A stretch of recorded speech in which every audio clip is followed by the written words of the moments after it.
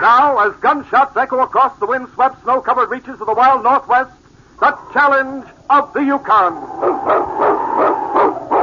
It's Yukon King, swiftest and strongest lead dog of the Northwest, blazing the trail for Sergeant Preston of the Northwest Mounted Police in his relentless pursuit of lawbreakers. Run, King! Run, husky! Gold discovered in the Yukon. A stampede to the Klondike in the wild race for riches. Back to the days of the gold rush. Bringing you the adventures of Sergeant Preston and his wonder dog Yukon King as they meet the challenge of the Yukon.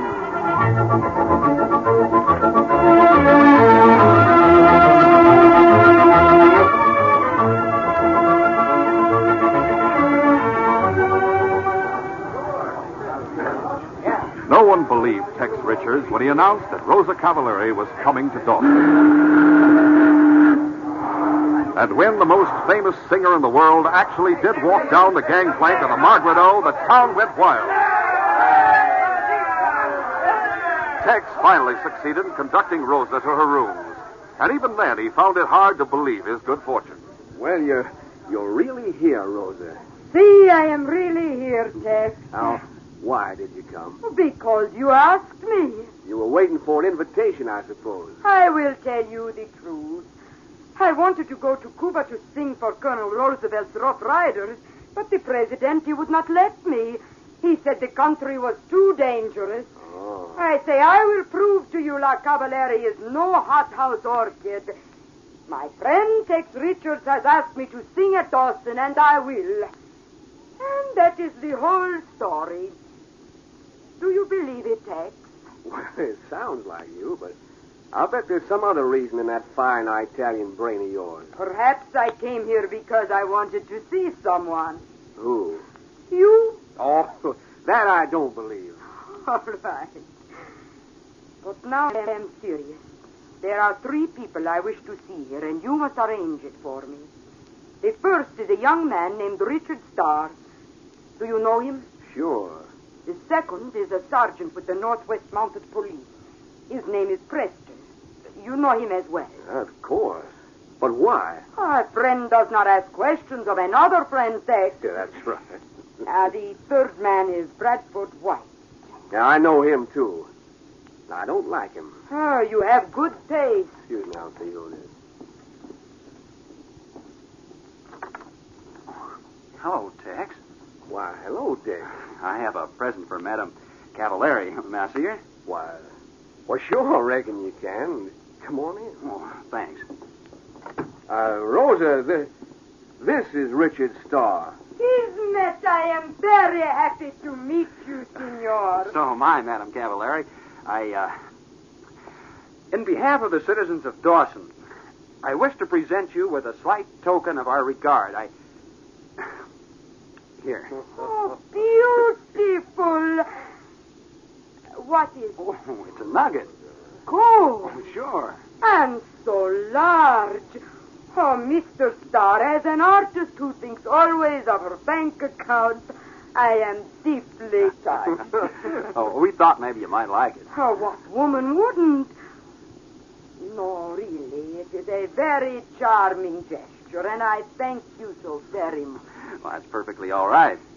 May I ask how it happens that you were elected to make the presentation? Well, we drew lots, and I won. I am happy you did. Are you a prospector? No, not exactly. I was, but now I'm the president of the Yukon Development Company. That sounds very important. You are so young to be a president. Well, it isn't my fault. It isn't because I'm especially smart. Bradford White's the real brains behind the company, and he gave me the job because, well, he's an old friend of my father's. Very interesting. But you must come and see me often during my stay in Dawson. You can bet I will. Oh, thank you again. Sure thing. Goodbye, madam. Arrivederci, Richard. Hey, is that all you wanted to say to him? But I had nothing to say. There was nothing I could say. I merely wanted to see him. A handsome boy. Yeah. And good, too. Yeah, nice kid. And now it is Sergeant Preston's turn. Will you ask him to call on me tonight? Oh, he's a pretty busy man, but I think he'll be able to make it for you, Rosa. I will go to headquarters if that is necessary. Oh, no, he'll be here. Tell him to bring King, Tex. I have heard so much about his wonderful dog. Why, sure. They'll both be here right after dinner. The sergeant and King did accept Madame Cavaleri's invitation, and she welcomed them to her living room that evening. She patted King. He is everything people say, Sergeant. He is a beautiful dog. And his eyes, they are so kind and trusting. I like dogs. In fact, the more I see of men, the more I think of dogs. Oh, is there some particular reason for that remark? Sit down, please. Thank you. It is a matter of business. I happen to know, Sergeant, that you are making a special investigation at the present moment. Really? Where do you get your information? From the same place where you received your orders. From the government in Ottawa. I see. It concerns the Yukon Development Company. My report is already on its way to Ottawa. I'm sorry I can't talk about it. I know what is in the report. The company is a swindle. Everyone who has invested in it will lose their money. Are you an investor? I have a certain interest. It concerns the people involved more than the money. I'm not free to talk about it. We will speak in general terms. The courts will try to fix the responsibility for this embezzlement, this stealing. That is true, is it not? That's true. And young Richard Starr will go to jail. Madame Cavaleri... I know. You do not have to answer. I can't. Your face, your expression is answer enough. There is not one bit of evidence to connect Bradford White with this great fraud. I take it your personal interest is in Dick Starr. Why? Were you told nothing about the boy? A little. He comes from New York. His father was interested in railroads. He lost all of his money, and shortly afterwards he was killed in a hunting accident. Richard Starr's father was Bradford White's partner until White deserted him. And his death was no accident. I gather there was some talk of suicide. Why not call it murder? Was there no mention in your dossier of Richard Starr's mother? She was Italian. She disappeared when the boy was quite young. He was 3 years old. He does not remember her at all. He thinks she is dead. Isn't she, Madame Cavaleri? There is an accusation in your eyes. It is a poor mother who leaves her baby. But if she is a simple peasant girl, if everybody hates her, if they take away her baby, if even they kill her husband's love, what then, Sergeant? Do you blame her so much? No, I don't. I sympathize. And if the chance comes to help, to protect her son... Madame Cavaleri, I sympathize, but there is no chance. There's absolutely no way in which Bradford White can be connected with the operations of the Yukon Development Company. He's covered his tracks completely. Every paper's been signed by Richard Starr, and Richard Starr alone. You are kind. You have answered me at last. I'm sorry that my news is so bad. But I guessed it. And I tell you here and now, Sergeant, that Bradford White will not live to enjoy his stolen money. I'm going to forget you said that. See, as you wish. The case hasn't come to trial yet. There's still a possibility that I can find some evidence against White. Now, please leave it to me. Believe me, I'll do everything I can to help your son. But Rosa Cavaleri didn't leave it to the sergeant. She sent a message to Bradford White through text, and White knocked on the door of her suite the following evening. Madame Cavaleri. Come in. Come in. It is Mr. White. Yes, I'm honored. But that is because you do not remember me. Well, I've heard you sing in New York. I will not waste time. My concert begins in less than an hour. Bradford, I am Mrs. Roger Starr. What? Yes. The little Italian girl you used to laugh at. What are you doing? I am locking the door. And as you see, I have here a gun. Rosa. I am going to kill you, Bradford, unless you follow my orders to the letter. You're insane. Oh, no. I will kill you and I will plead self-defense. There is no jury that will convict me. Now walk over to that table and sit down. What do you want me to do? Hurry. All right. Now, what? There is pen and ink there. I want a complete confession. A confession of what? A confession that you and you alone are responsible for the operations of the Yukon Development Company. That it was your worthless land that was bought with the investors' money, and that all of that money is now in your pocket. I want a confession that Richard Starr is nothing but a poor, unknowing instrument of your infamy. No, I won't write any such thing. Then I will shoot, Preston. I will shoot you straight through the heart. Now write the truth, the whole truth, and nothing but the truth, or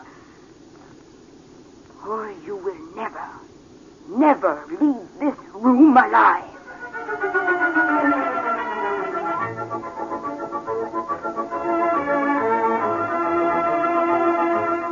We'll continue our story in just a moment.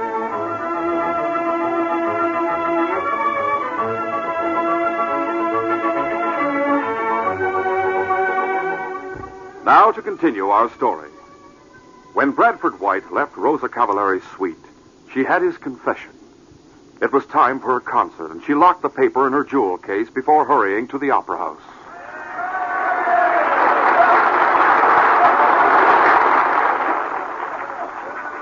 The concert was a gala affair. The men, starved for entertainment, roared their approval of every song, and Rosa sang many of them.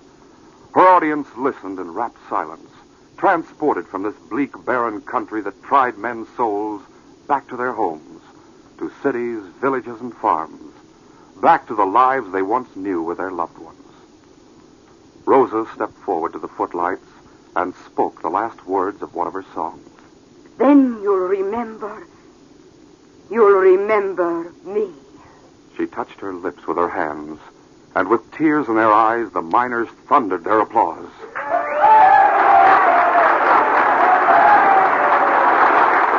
But suddenly a sharp cry. Fire! A cry that rose above the cheers. Fire! Get out of here! Wait! Take it easy, men. Calm down. You got plenty of time to leave the theater. It's the building next door that's burning. Now, why be in a hurry? As soon as you get outside, Sergeant Preston will put you to work on the bucket brigade. That's it. Now, take it easy. Are you telling the truth, Tate? The theater is not on fire? It will be in a little while. We don't want any panic in here, though. There's time for everybody to get out safely. Oh, but I am not afraid. I am only wondering why, if the fire is next door, it cannot be controlled. There's a strong wind blowing from the southwest, and the sparks will land on this here roof now. Come on, we'll go out the back way. Fire was a terrible word in Dawson. It was a city of wood and canvas. The buildings were close together, and when the Chinook was blowing, the warm, dry wind from the southwest, it was almost impossible to keep a fire from spreading.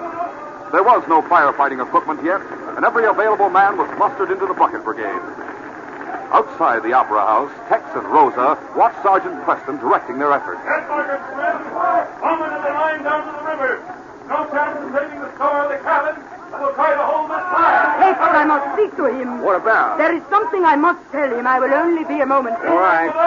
Over here. Sergeant! Madam, this is no place for you. Oh, see, I will keep out of the way. I only wanted to This tell you way. that Go on, I'm listening. I have Bradford White's confession. Confession. How'd you get it? I pointed a gun at him and threatened to shoot. It won't work. But why not? Over there. Chop down that wall. A confession won't work. They'll say you forced him to make it and retract on the witness stand. He has promised to make retribution. What? Yes, and I have promised not to use the confession if he returns all the money he has stolen. That is what the investors want, and it will save Richard. I'll talk to you later. Go down to headquarters and wait for me there, please. Very well. That's right, men. One of the ladders against the wall here, and the other around in back. We gotta get water to that roof. The men worked frantically under the sergeant's supervision, but the combination of wind and fire were too much for them. The opera house burst into flames. The wind increased in violence, and the sparks sailed far down the main street. The sergeant was forced to assign squads of men to put out the spot fires. What's that yelling about, Dick? Those men down in front of my office. The building's on fire. Yeah. Yeah, here I am with Sergeant Preston. We can't save your office. It's going to burn to the ground. I got all the papers and gold out. I knew it'd go. You what? Yeah, 15 minutes ago. I went in and I got... Bradford White just ran in there to get your gold. He's going to be killed. Come on, King. The sergeant and King sprinted down the street to the office of the Yukon Development Company and pushed their way through the crowd of men who were vainly trying to stop the flames. The front of the building was burning fiercely, but the fire had not reached the back yet, and the sergeant and King ran around there. The sergeant knocked on a window.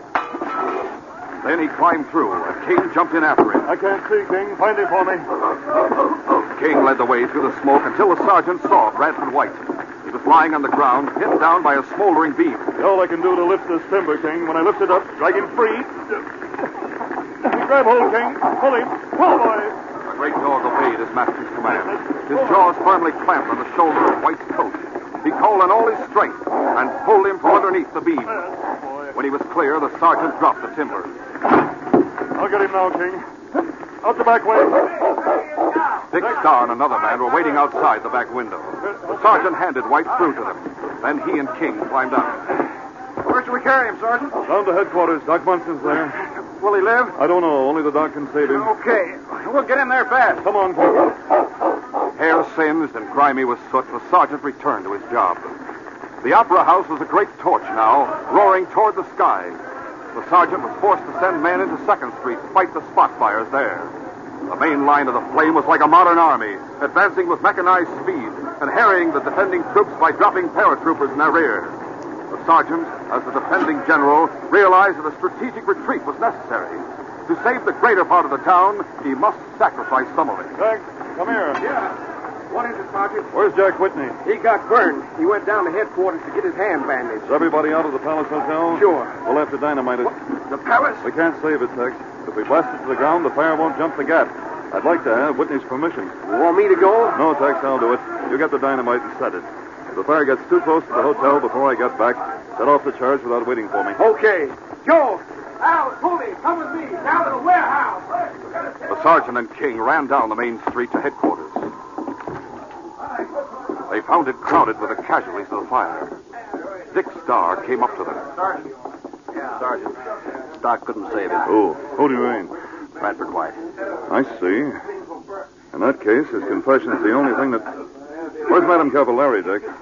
Well, I don't know. She was here just a minute ago. Find her for me, will you? I'll do my best. Sergeant, how's it going? Our only chance is to dynamite the Palace Hotel, Inspector. Dick just told me that Bradford White's dead. I know. Poor Dick. He doesn't realize that with White gone, there's no chance of proving who was really behind the Yukon Development Company. It's all right, Inspector. All right. Madame Cavallari has a signed confession from White. Now, we can't retract it. Dick won't go to jail. A signed confession. Yes, I thought you might have given it to you, sir. No. Sergeant. Madame Cavallari isn't here. Where is she? Oh, I don't know. She was standing right beside Doc Munson when Brad died. Look, here's a scarf she was wearing over her head. I found it near the door. Inspector? Yes? She knew White was dead. She knew the confession was our only proof she didn't have it with her. Are you sure? No, sir, I'm guessing. But if she left it at the palace, she's going back for it. Give me that scarf, Dick. Sure. Come on, King. Great clouds of smoke were rolling over the Palace Hotel when the sergeant and King arrived. But the fire hadn't reached it yet. The sergeant looked for Tex and the dynamite crew. They hadn't returned from the warehouse. The sergeant and King fought their way through the smoke and into the hotel. The smoke was just as thick inside the building. Good thing we know the layout, King. Come on. Up the stairs, boy. Here we are, King. Door's locked. I have to break it in. Madame Cavallari. The darkness and the smoke made it impossible to see. But the sergeant still carried the scarf which Rosa had worn. He held it down to King. Find her, boy. Lead me to her. Where is she? King led his master through the first room, the second, and into the third. This was Rosa's bedroom. And King headed straight for her dressing table. But he paused only for an instant. Then he turned toward the door that opened from the bedroom into the corridor. All right, boys. Go on. King started for the back of the building. And there, at the head of the stairs that led down to the kitchen, the sergeant saw the figure of a woman lying on the floor. Madame Cavallari. Madam. Preston. I'll get you out of here. The suitcase. Where is it? You dropped it. When I fell. Never mind about me, find it. Bradford White is dead. His confession is the only thing that can save Richard. The paper is in the case. Must be somewhere down the stairs. The way we're going. As the sergeant lifted Madame Cavallari in his arms and started down the stairs, a strange thing happened. King, the dog who always stayed as close as possible to his master's side, suddenly broke away from him. Outside, Tex and his crew were setting the dynamite under the foundations of the hotel and attaching the fuse. Hurry up, Joe. The south end of the hotel is burning now. Aren't you going to wait for the sergeant to get back? No, he told me to go ahead if the fire got too close. But it's not only too close, it's here. How you coming? Another second and I'll have it. How long shall I make the fuse? 5 feet's enough. Smoke's getting me. All set? Yeah. Now, here's the end of the fuse. Take it back. Got it. Come on. Now, I'm with you. Smoke. You sure there's nobody in the hotel, Tex? No, they've been out for a long time. Here, I'll stay here and light it. You keep going, Joe. You better run. My feet won't give you much time to get clear. Don't worry, I'll run. The palace is going to be blown 100 feet in the air. All right, boys, get back. She's lit. Run for cover. King had forced his way through a partly opened window in the kitchen of the hotel. And at that moment, he rounded the corner of the building, heading for the front. There was no way of telling what went on in King's mind, whether it was reason or some sixth sense that transcended reason. But he saw the sputtering fuse and headed straight for it. He grasped the fuse in his teeth halfway between the burning end and the dynamite charge. Savagely, he ripped the fuse apart, and the lit end spluttered harmlessly and went out when the end of the severed line was reached. That's King. What's he done there? Oh, the fuse loose. Come on. What's the matter with the dog, anyway? I thought you had good sense, King. That's the kind of a trick a puppy would pull. He might have been killed, you know that? All right. Get out of the way now. We'll have to attach another fuse. There's only a few feet left of this one. I know. Out of the way, King. I said get out of the way. This is no time to be on. That's Sergeant Preston. Tex and the men turned at the sound of the sergeant's voice and saw him walking toward them through the smoke. He was carrying Rosa Cavallari, and Rosa was hugging her jewel case. Sergeant, have you and Rosa been inside the hotel? See, we have. He saved my life, and he also saved this case. It means more to me than my life. You were both inside? What's the matter, Tex? Nothing, Sergeant. I just feel a little weak in the knees, that's all. I got a mighty big apology to make to King. Huh? What for? Well, you take Rosa down to headquarters. I'll tell you about it later. Shall we set off the charge now? Yes, go ahead. This way, King. All right, Joe, let's get that charge ready now. A few minutes later, the new fuse had been attached and lit. The explosion rocked the earth. The Palace Hotel was blown sky high. When it had settled to the ground, there was a gap the fire could not leap. The sergeant returned to his command, and at daybreak, the Dawson Fire was history. At headquarters, still black with soot, the sergeant and Dick Starr drank hot coffee. It was then that the Mounties showed Dick the confession Bradford White had signed. But this means that he was a crook, and that everything I did for him was crooked. I'd have gone to prison for it. This paper means that you won't. Oh, it's an awful thing. It's all right now, Dick. He was the only friend I had in the world. Yet he was using me. Dick, Madame Cavallari's in the inspector's office. She has something to tell you. Oh, Madame Cavallari? Yes, I think you'll find that you have another friend. Go on, she's waiting for you. Why, all right. Here, King. Here, boy. Here's a sandwich. For his sake, for his mother's sake, and for mine, I want to thank you, fellow. This case is closed.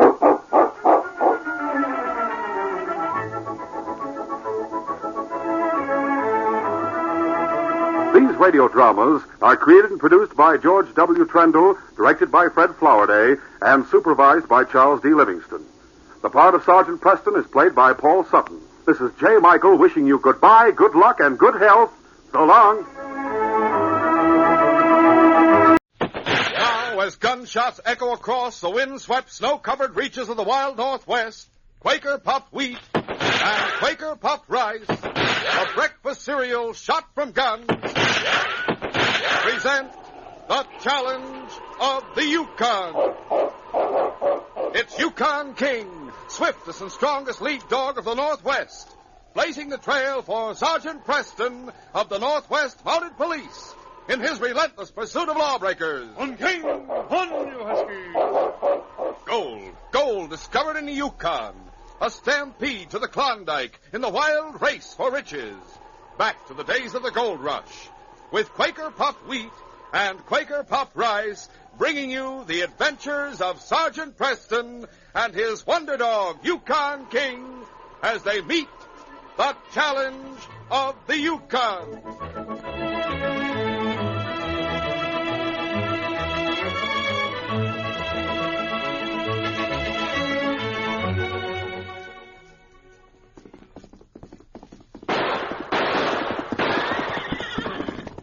Say, when you watch hard-riding, hard-fighting Hollywood stars in action, remember this. One after another tells you to eat nourishing breakfasts of delicious Quaker Puffed Wheat or Quaker Puffed Rice topped with milk or cream and fruit. Wheat or rice shot from guns furnishes extra health values of restored natural grain amounts of vitamin B1, niacin, and iron. And being shot from guns means they're crisp, tender, loaded with nut-like flavor. So latch on to the breakfast treat that beats them all. Delicious, nourishing Quaker Puffed Rice or Quaker Puffed Wheat.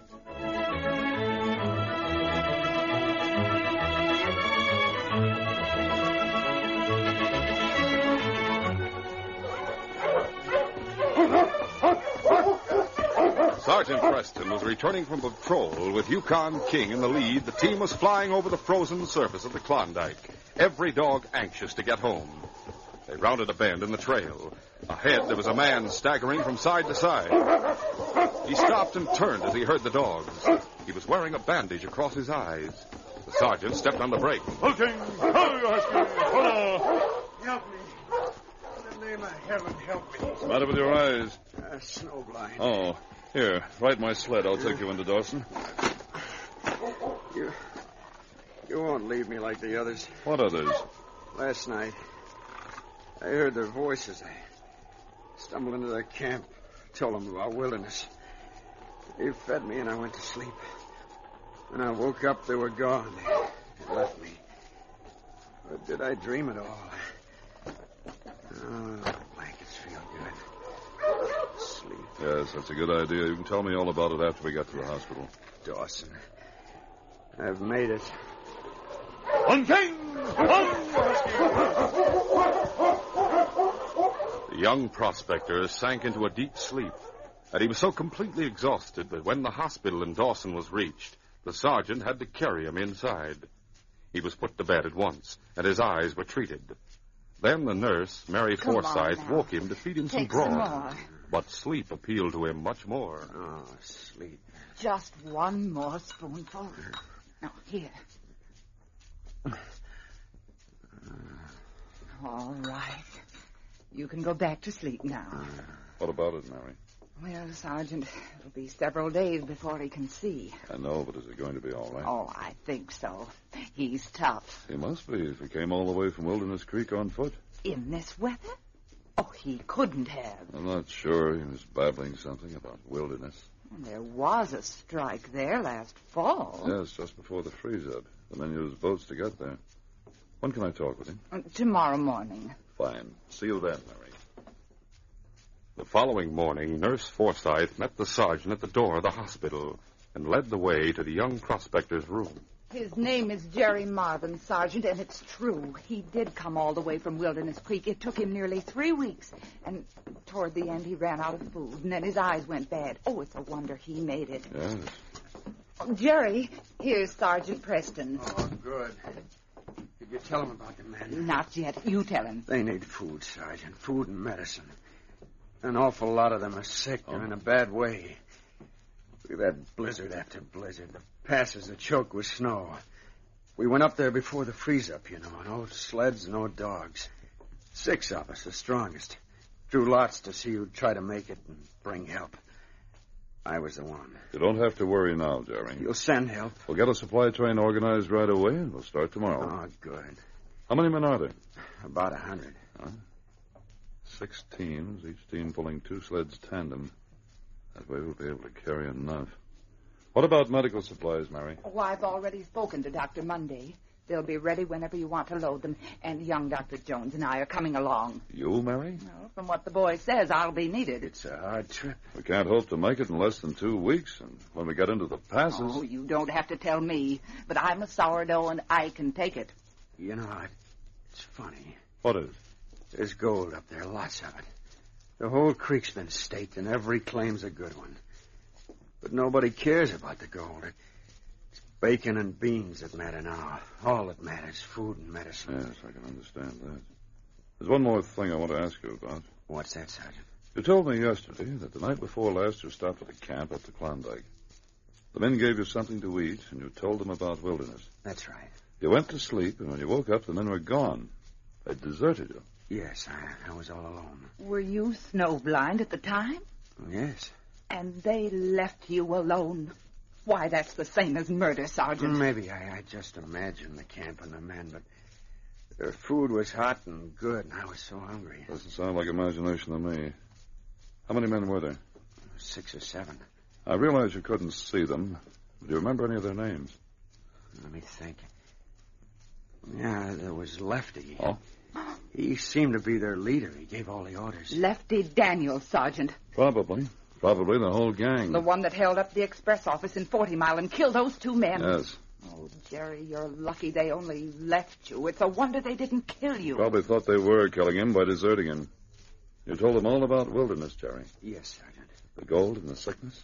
Yes, they kept asking questions, and I answered them all. That's bad, Jerry. It's going to be hard enough, the trip to Wilderness. After we get there, I'm afraid we'll meet Lefty and his gang. Lots of gold and men too weak to defend themselves. Lefty couldn't ask for anything better than that. There's no telling what we'll find. From the hospital, the sergeant hurried to headquarters and made his report to the inspector.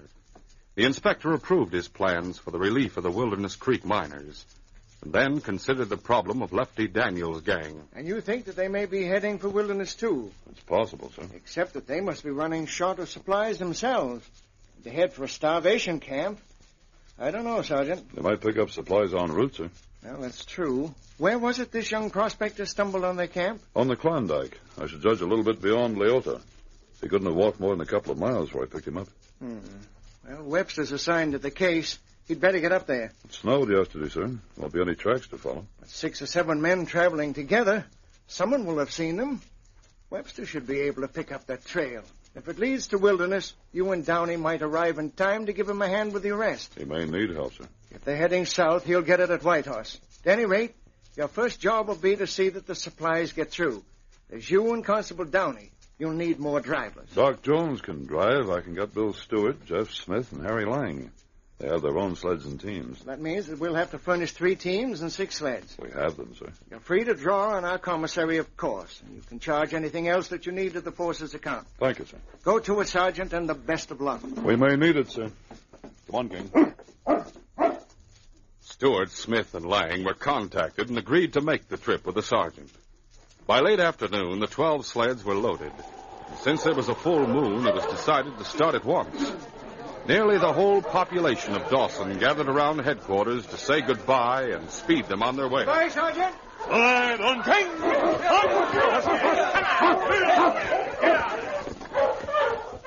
With the sergeant in the lead, the relief train headed down Front Street and then turned east on the Klondike. The weather was clear and cold, and the snow hard-packed on the trail. The dogs threw their weight into the harness, and the sleds moved easily on their iced runners. But this was the easy part of the trip, and ahead lay mountain passes choked with snow, the threat of avalanches, and of sudden storms roaring down from the icy peaks. They ran into their first blizzard when they were a day's travel beyond the headwaters of the Klondike. Luckily, there was a trading post there to give them shelter for the night. But the owner had bad news. You're sure it was Lefty Daniels? Well, absolutely. I didn't have much gold, and he wasn't interested in furs, so it could have been worse. Well, just what did he take besides your gold? Well, there was flour, bacon, beans. Ammunition? All I had. How long ago was this? 4 days. And you reported the holdup to Constable Webster? Sure. He came by the next day. I suppose he followed them into the mountains. Hardly stopped to eat. He came by here at noon. How many men with Lefty? Well, there was 6. I recognized a couple of them. A breed they call Kasoya and Scar Murdoch. Yes, they were both seen in 40 Mile, and the express office was held up. 6 of them. And with Lefty, that's 7. I sure hope old Webster doesn't try to take on the whole crew. He knows we'll be along. Only thing I'm afraid of is an ambush. It's dangerous country ahead. I feel like pushing on. We wouldn't gain much. I should say not. You'd only wear out your dogs. We'll wait until the storm's over. Still a long way to wilderness. Even with the storm over, the drifted snow turned travel into a constant battle against cold and weariness. Now, Yukon King was unable to break the trail for the teams, and the sergeant walked ahead of him on snowshoes. The relief sleds covered only 10 miles during the first 12 hours after leaving Trading Post. The second day of travel netted 20 miles. But then, the first of the mountain passes was reached, and their progress dwindled to less than a mile an hour again. It was during the 4th day that King started to bark as the sergeant was plowing his way around a huge drift. What is it, King? Oh, boys, easy now. What's underneath there? Now, wait a minute, fellow. I'll unharness you. Once freed of the traces, King made the snow fly, and at last he uncovered a pile of stones. That's strange. What is it, Sergeant? These stones look like a cache. A couple of shovels on the first sled. Let's give King a hand. Right. A few minutes later, the sergeant, Constable Downey, and King had uncovered 3 piles of stones, and the other members of the party gathered around as they started to throw the stones aside. What? Not caches, no. Graves, Sergeant. Yes. Constable Webster. The breed Kasoya. Well, that must be another member of the gang. They got Webster coming through here, but he got 2 of them. It's up to us to get the rest of them. We'll continue our adventure in just a moment.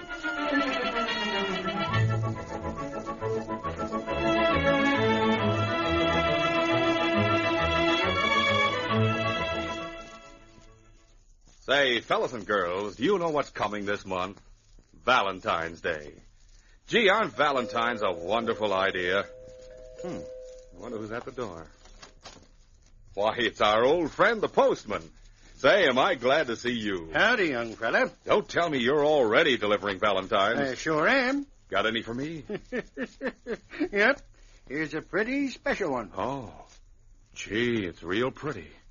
And it says, to my Valentine. That's to you, bub, from my wife. And it says here, thanks for tipping us off to those wonderful breakfasts of Quaker puffed wheat and Quaker puffed rice. My husband has been a different man ever since. That's me. You? Yep. Seems like I never used to care much for breakfast. Oh? Son, you should see me now. You mean you eat a big bowl full of Quaker puffed wheat or Quaker puffed rice every morning? Do I? Say, I pour on the old milk or cream, add some fruit, and it sure tastes good. Mighty good for you, too. Quaker puffed wheat and Quaker puffed rice furnish added food values of restored natural grain amounts of vitamin B1, niacin, and iron. Well, that's why I eat Quaker puffed wheat one day and Quaker puffed rice the next. That's a swell idea. And say, fellas and girls, don't you miss out a single day either.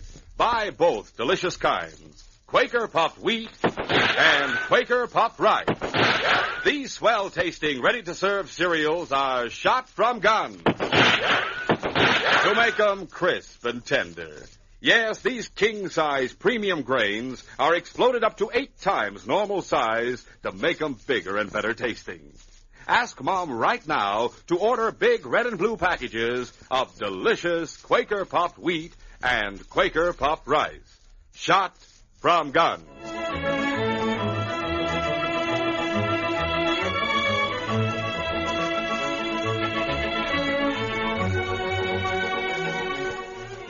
Now to continue. As Sergeant Preston and the relief train struggled through the passes, Lefty Daniels and his gang had descended on Wilderness Creek. In the dead of night, and moving swiftly and silently, they forced their way into cabin after cabin. Hey, what's the idea? Keep them covered, Joe. Right. Light the lamp, Scar. Right. If you're looking for gold... You keep your mouth shut, or Joe put a bullet through your brain. Not much in the way of supplies, Lefty. Take them all. And any guns and ammunition. Right. Don't take my food. I haven't got much. I told you to shut up. You may as well get this straight. My name is Lefty Daniels, and I'm taking over Wilderness Creek. I set up my headquarters at the big cabin near the mouth. You can't... I can do anything I want to, and this is the way it's going to be. All the food will be stored in my cabin. We're not going to bother looking for your gold. You probably got it well hidden. But you're going to use that gold to buy food. A pound of flour for a pound of dust. What? Well, that's the price now. It may go up. You won't get away with this. The Northwest Mounted will be coming after you. We've already taken care of the Northwest Mounted. Tell them about young Marvin. Yeah, the one you sent to Dawson for help. He paid us a visit one night. He was snowblind. We left him to die by the side of the trail. You won't be getting any food from Dawson. If you want to eat, you'll have to buy from us. Better get up early and start digging. Gonna cost plenty to live on Wilderness Creek from now on. But the men who were sick... You'll have to pay their freight as well as your own. Hey, got everything, Scar? All there is. And let's get on to the next cabin. Come on, Joe. 2 days later, Lefty and Scar were weighing out gold dust in the cabin Lefty was using as his headquarters. Lefty, we got enough of this stuff. Think so? Yeah, it's every ounce the miners have. Well, I can thaw out the ground and dig more. But we've got enough. Why not load up all the supplies we have and start out tomorrow? Follow the Wilderness to the Yarrow and the Yarrow to the Porcupine.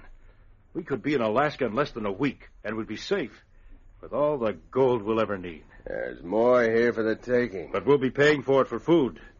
No matter what you charge, the food's worth more than the gold. Lefty. Yeah, what's the matter? I just been up to the ridge. I had these binoculars with me, and I took a look back to the east. The way we came, across Wolf Valley. Well? Way on the other side of it, 20 miles, I saw some sleds coming through the pass. You couldn't see that far and be sure. From way up there, and on a day like today, of course you can. Probably a pack of wolves. Oh, no. Just specks, I grant you, but I studied the way they moved. Single file and in a straight line. Sleds and dogs and men. If you don't believe me, take the glasses. Go there and see for yourself. How many? I couldn't tell that for sure, but a lot of them. Could Marvin have got through to Dawson after all? That's what I'm thinking. Somebody might have found him. That Mountie you shot. Marvin could have put him on our trail. No, he picked up our trail at the trading post. If those sleds are loaded with supplies, there'll be other Mounties with them. Yeah, that's right. Well, what of it? What of it? Let's get out of here. To have them breathing down our necks all the way to Alaska? No, thanks. This isn't such a bad break. What's good about it? Scar was just saying that food is worth more than gold up here. We can use some more supplies. Go after them? Why not? The snow's deep in the valley. They won't be able to get more than halfway across it today. And it's the dark of the moon. They'll build their campfires big to keep off the wolves. Once we surround the camp, it'll be easy. When darkness fell that night, Sergeant Preston called a halt near a grove of pine trees, so there would be plenty of branches for a windbreak and plenty of wood for the campfire. The dogs were fed, and afterwards the relief party sat around the fire eating bacon and beans. Hey, listen. It was then that the wolves began to howl from the ridges surrounding the valley. The dogs whimpered and burrowed deeper into the snow, all except King, who stood erect and challenging, a low growl in his throat.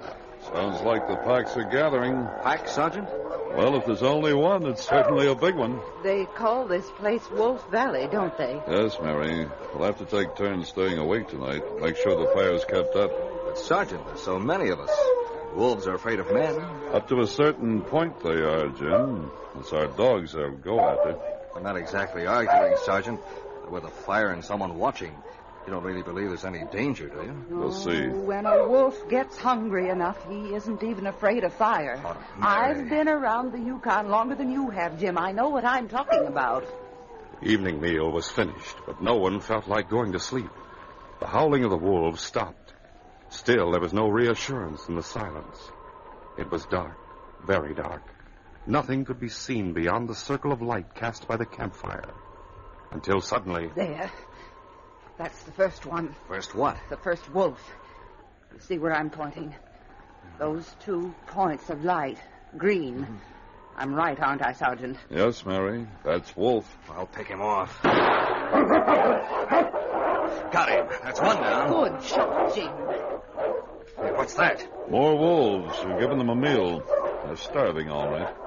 Might as well hold our fire until they start coming closer. It was not long after that a great circle seemed to be drawn around the camp. A circle etched in pinpoints of green fire. The men waited with their rifles ready, firing only when a wolf started toward them. There's one, Jeff. Then the horrible snarling would echo through the night, once more to be succeeded by an ominous quiet, a silence charged with suspense. King crouched by his master's side, alert to every move his wild enemies made. And it was he who gave the warning as the wolves made their first charge on the sled cars. Come on, pour lead into them. Keep firing. Drive them back. The charge was driven back.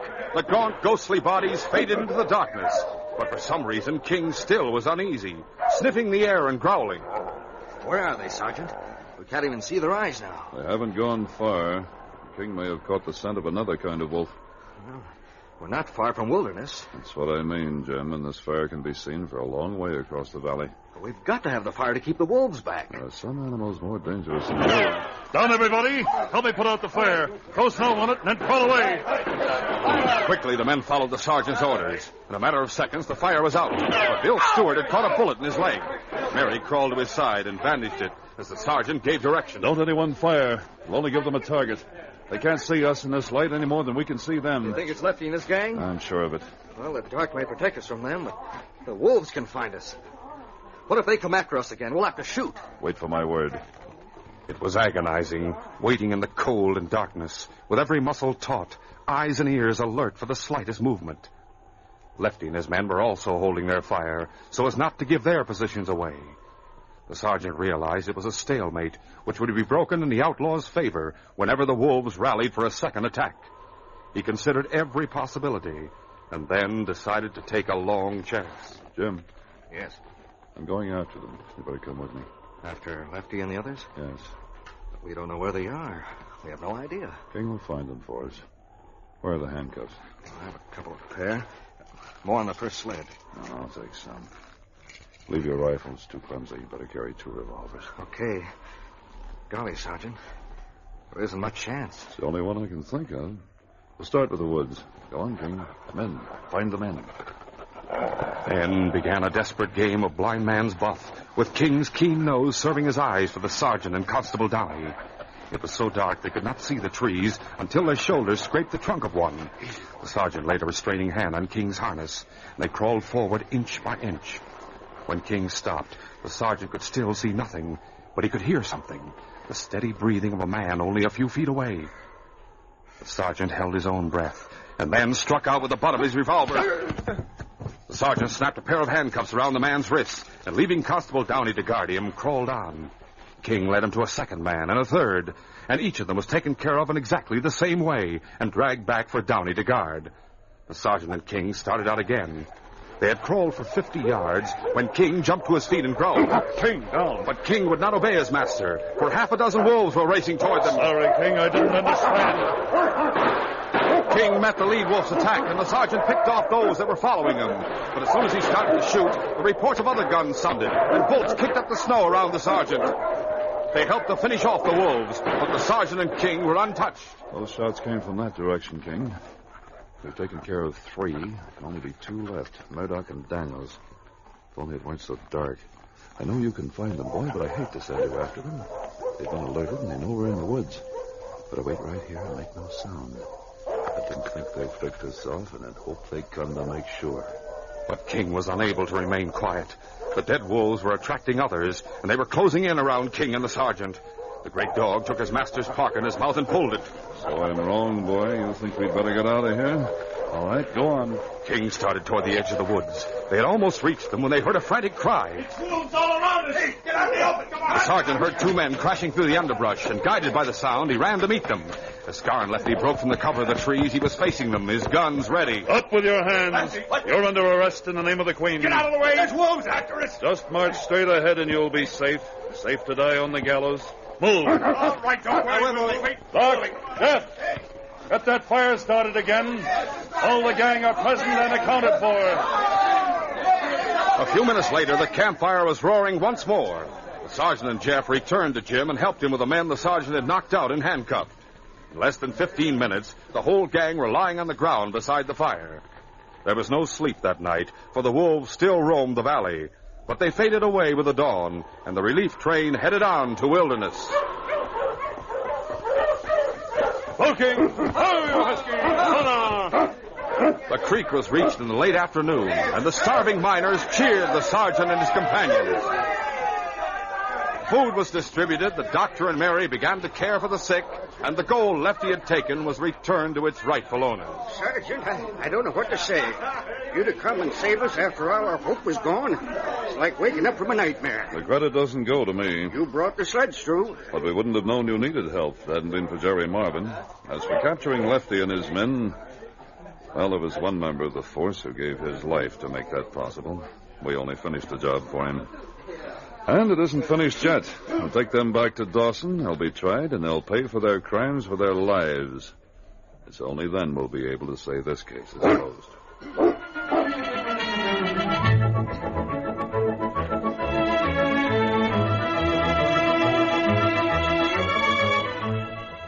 In just a moment, Sergeant Preston will give you a preview of Monday's adventure.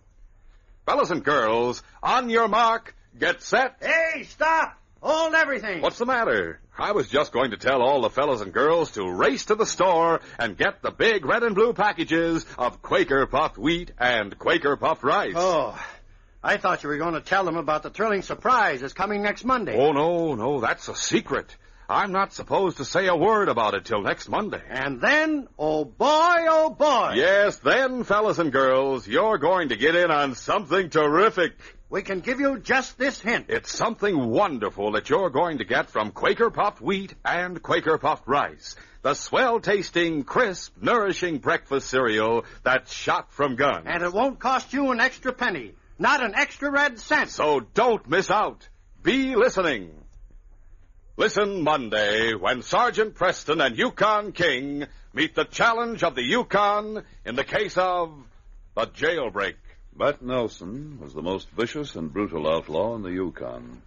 And when I finally captured him, everyone drew a sigh of relief. But it turned out we were congratulating ourselves too soon because Bat broke jail the night after he was captured.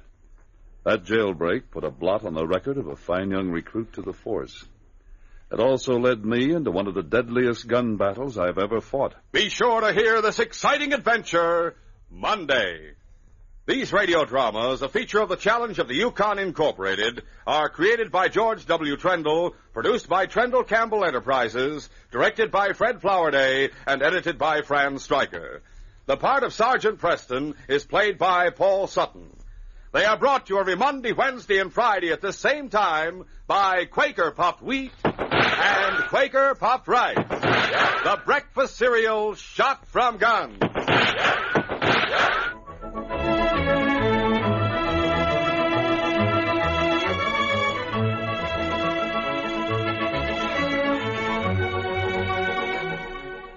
For a delicious hot breakfast, eat Quaker Oats.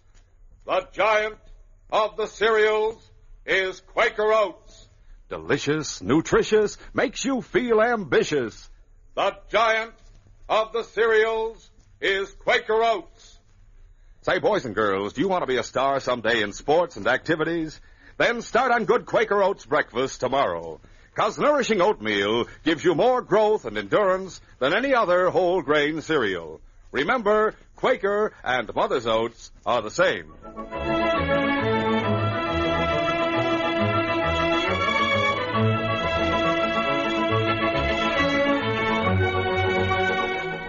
This is J. Michael wishing you goodbye, good luck, and good health from Quaker Puffed Wheat and Quaker Puffed Rice. So long. This is ABC, the American Broadcasting. Now, as gunshots echo across the wind-swept, snow-covered reaches of the wild Northwest, the challenge of the Yukon. It's Yukon King, swiftest and strongest lead dog of the Northwest, blazing the trail for Sergeant Preston of the Northwest Mounted Police in his relentless pursuit of lawbreakers. On, King! Run, you husky! Gold discovered in the Yukon. A stampede to the Klondike in the wild race for riches. Back to the days of the gold rush. Bringing you the adventures of Sergeant Preston and his wonder dog Yukon King as they meet the challenge of the Yukon.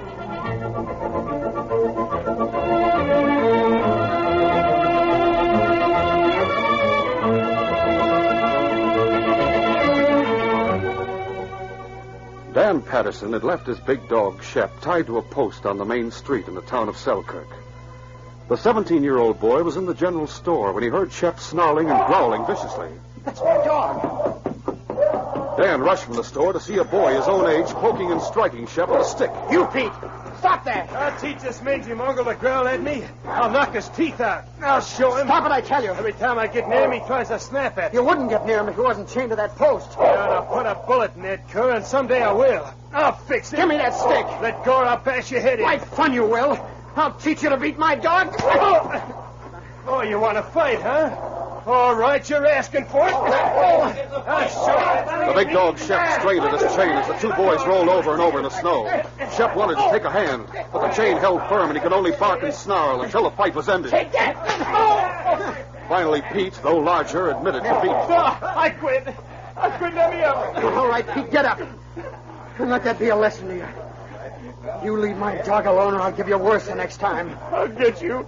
You just wait, Dan. I'll get you and your dog, too. I'll get square for this. You just see if I go. Dan watched Pete slink away, then unchained his dog and went home. Later, at the cabin Dan shared with his Uncle Jim, Shep watched from a corner as Jim fixed the cuts and bruises on the boy's face. Oh, that must have been quite a fight you had, Dan. Yes, Uncle Jim, it was. I'm afraid that cut will leave a bad scar on your forehead. I didn't want to fight. I don't believe in fighting, but he kept annoying Shep, and that was the only way I could stop him. Don't ever fight unless there's no other honorable way out. It's bad business at best. But if you can't avoid it, give a good account of yourself. I suppose so.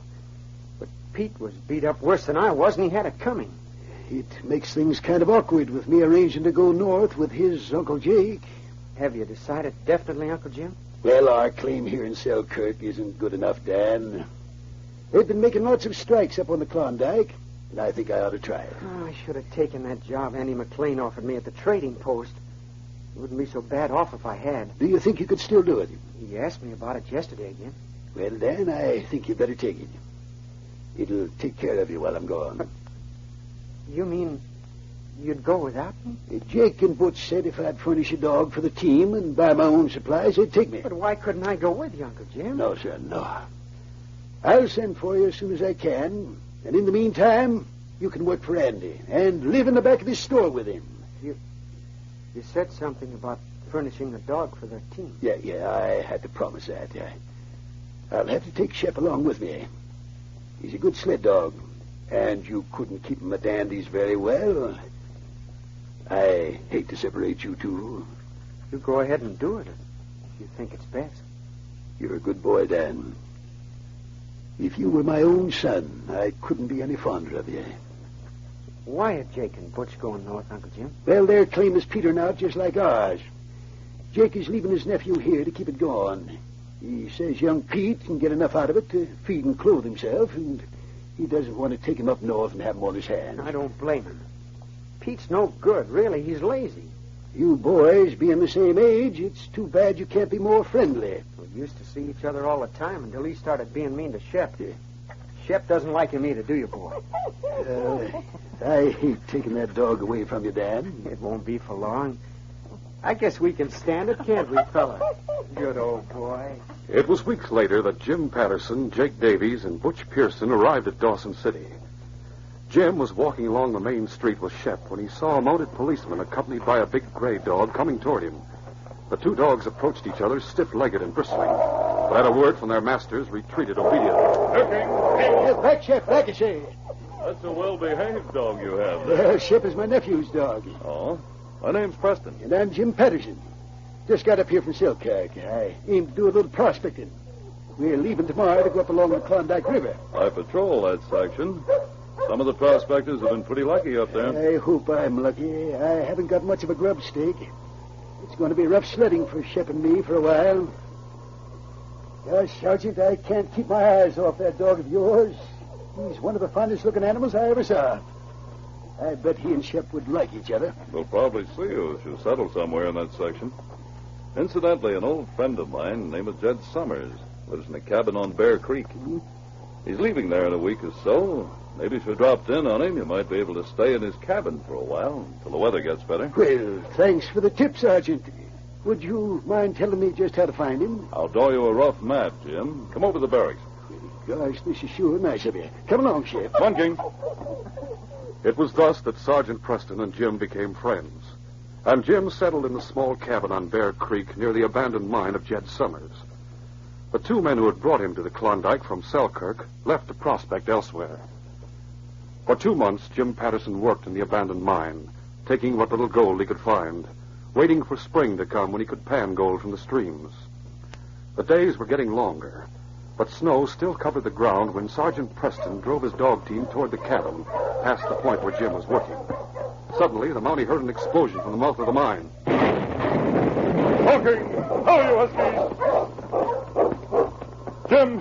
Jim Patterson, you in there? Come on, King. Jim must have been hurt. Jim, are you in here? I'm coming. Where are you? Find him, King.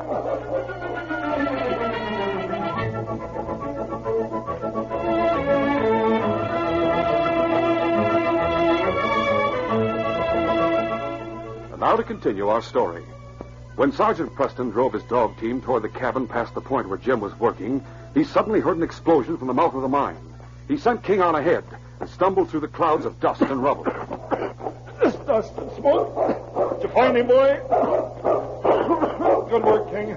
Jim, you hurt badly. That blast went off too soon. I couldn't get out of the way. Let me help you.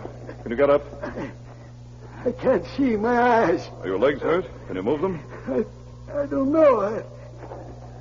Yes, I can move them. Good. I'll put your arm over my shoulder. I'll help you up. Oh, my eyes. There's a doctor at Pierre's trading post. I'll get you to your cabin first and then bring him over. My dog sled's right outside. Now, hang on to me. My eyes. Don't worry, Jim. You'll be all right. Come on, King. Jim lay on a cot in his cabin after the doctor had left. A bandage covered his eyes, and the Mountie was solemn and wished he could think of words to comfort him. This is bad luck, Jim. I can't tell you how sorry I am. Being blind isn't going to be any fun. It's a lucky thing for me you came along. I'd be out there yet. I'll try and get someone to stay with you until your nephew gets up here. I guess I'm in a pretty tough spot. Come in.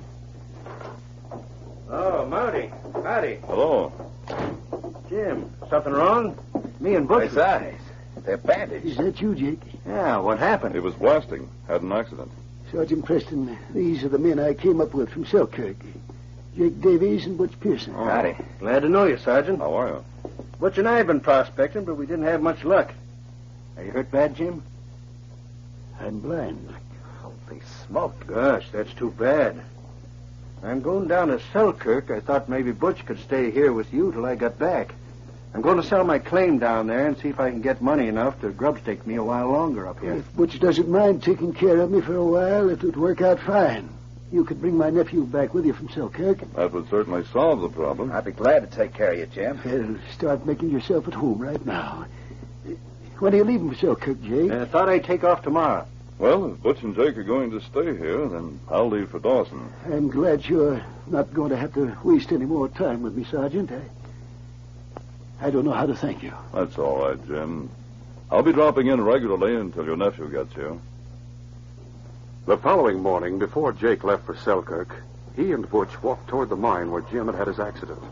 Butch looked sullen. Why do you want to look at Jim's mine? You don't think I'm going to work it for him as well as play nursemaid, do you? You heard what he said. He blasted there yesterday. Oh, what of it? I want to have a look. I don't like the idea of having to stay here and nurse a blind man. I'm going to Selkirk with you. Quit grumbling. You've been doing that all morning. Here's the mine. Come on in with me.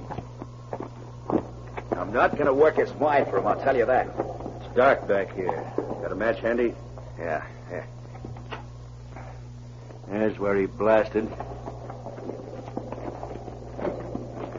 Butch! Look at this! Oh, a match. Got another one? Here's another one. I wonder if I was seeing things. No, I wasn't. Look!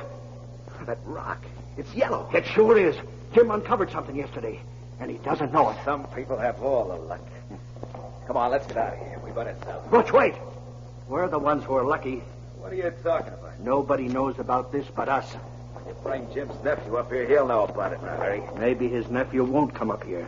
But you told Jim you were going to bring him back. Nobody up here knows Jim's nephew except Jim and us. and Jim can't see. What good is that going to do us? Sergeant Preston will be snooping around here until Jim's nephew gets here to take care of him. Yeah? As soon as he thinks Jim's in good hands, he won't bother us. If we could fool Jim and Preston for a couple of days, we'd be safe. Fool him? How? By bringing Pete up here instead of Dan. You mean pretend your nephew Pete is Dan? Yeah. Even if he is blind, Jim will know his voice. I got that figured out. We'll pretend Dan got a bad cold coming up here. Pete can talk in a hoarse whisper for a day or two until the Mountie leaves without being suspected.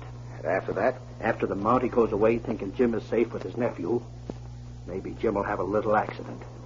Being blind, it shouldn't be hard to arrange. It might be worth trying anyway. Sure it is.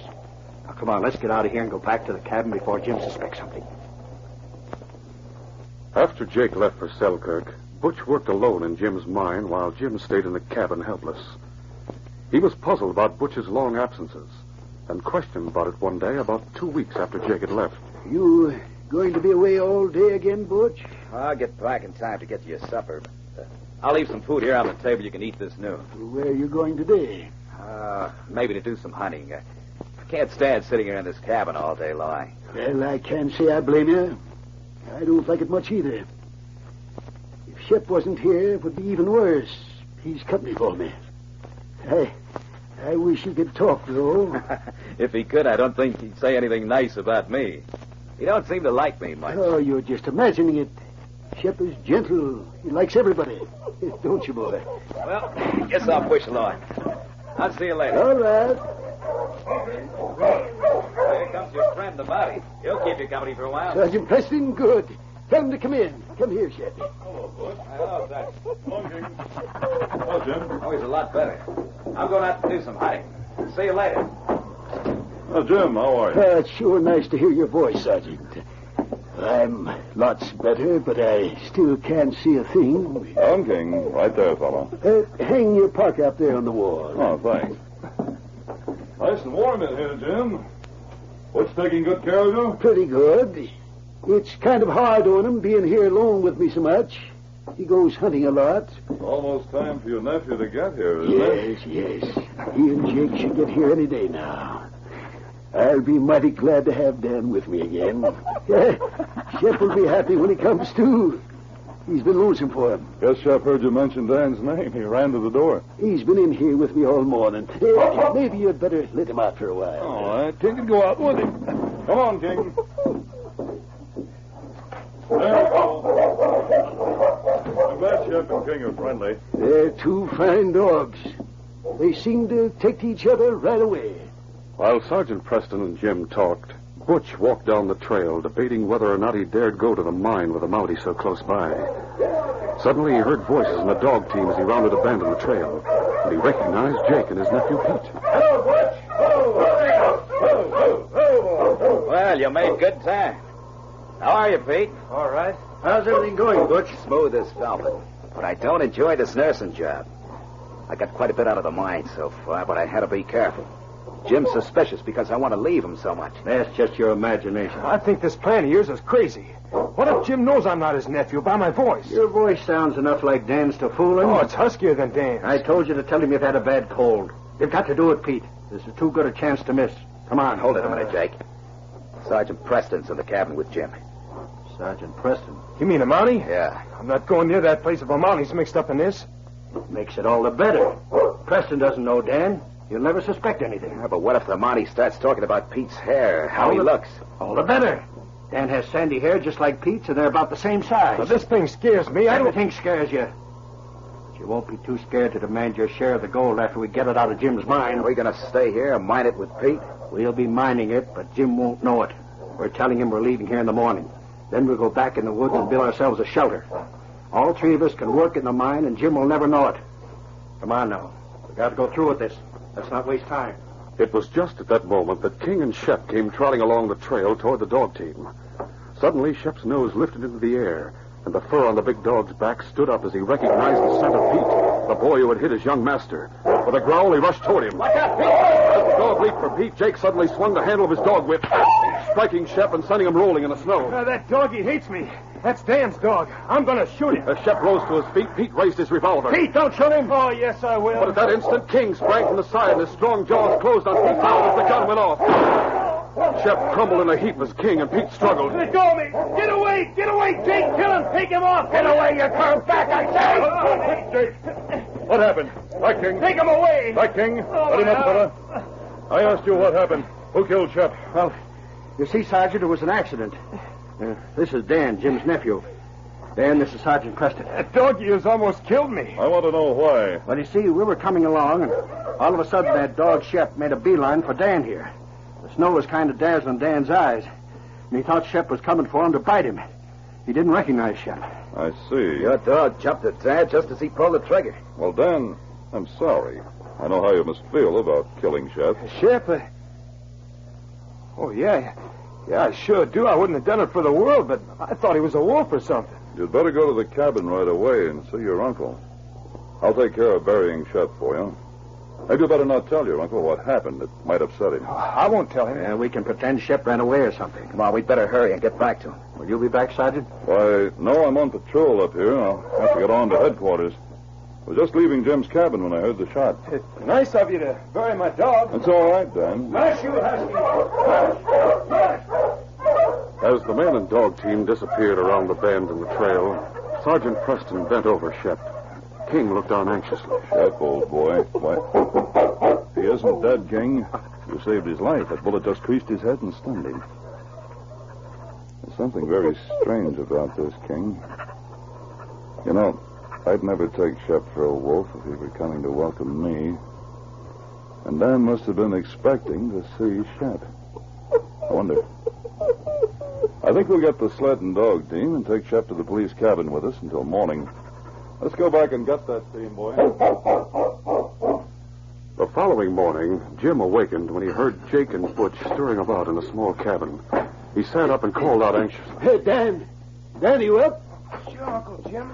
I've been up for a long time. Jake and Butch are getting ready to leave. Well, how's that cold of yours? Better? No, not much. You better not go out today, son. You stay here and take care of yourself. I'm not sick, Uncle Jim. This cold's made me hoarse, that's all. Is there any sign of Shep? Did he come back? No, not yet. I can't imagine why he'd run away. He never did that before. Don't worry about the dog, Jim. He'll come back. He just took it into his head to go off on a little jaunt somewhere. He'll find his way home. Don't worry. I thought I'd go out and look around for him when Jake and Butch get off. Butch, you better take Jim some breakfast. Sure, it's all right. Don't bother. All I want is some hot tea. Just leave the food on the table and I'll find it later, huh? You two better get going. Here you are, Jim. Watch out. Don't spill it. Oh, thanks, Butch. You know, it was nice of you to take care of me till Dan got here. I hope you have some luck prospecting this time. Thanks, Jim. Guess we better get going, Jake. I'm going out with him, Uncle Jim. I'll be back soon. All right, Dan. Well, goodbye, Jim. Hope your eyes get better. Thanks, Jake. And good luck to you. Bye, Jim. Goodbye. Coming, Dan? I'll be back soon, Uncle Jim. All right, Dan. Don't worry about me. Yeah, put it over all right.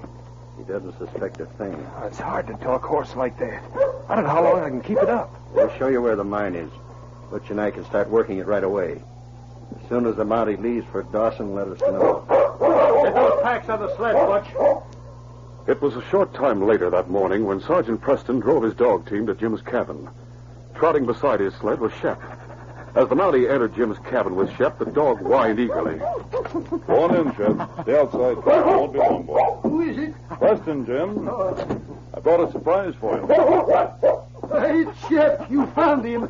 Come here, boy. Watch out for his head, Jim. He was hurt. Hurt? How? Someone grazed his head with a bullet. Well, who'd do a dirty trick like that? If I could only see him.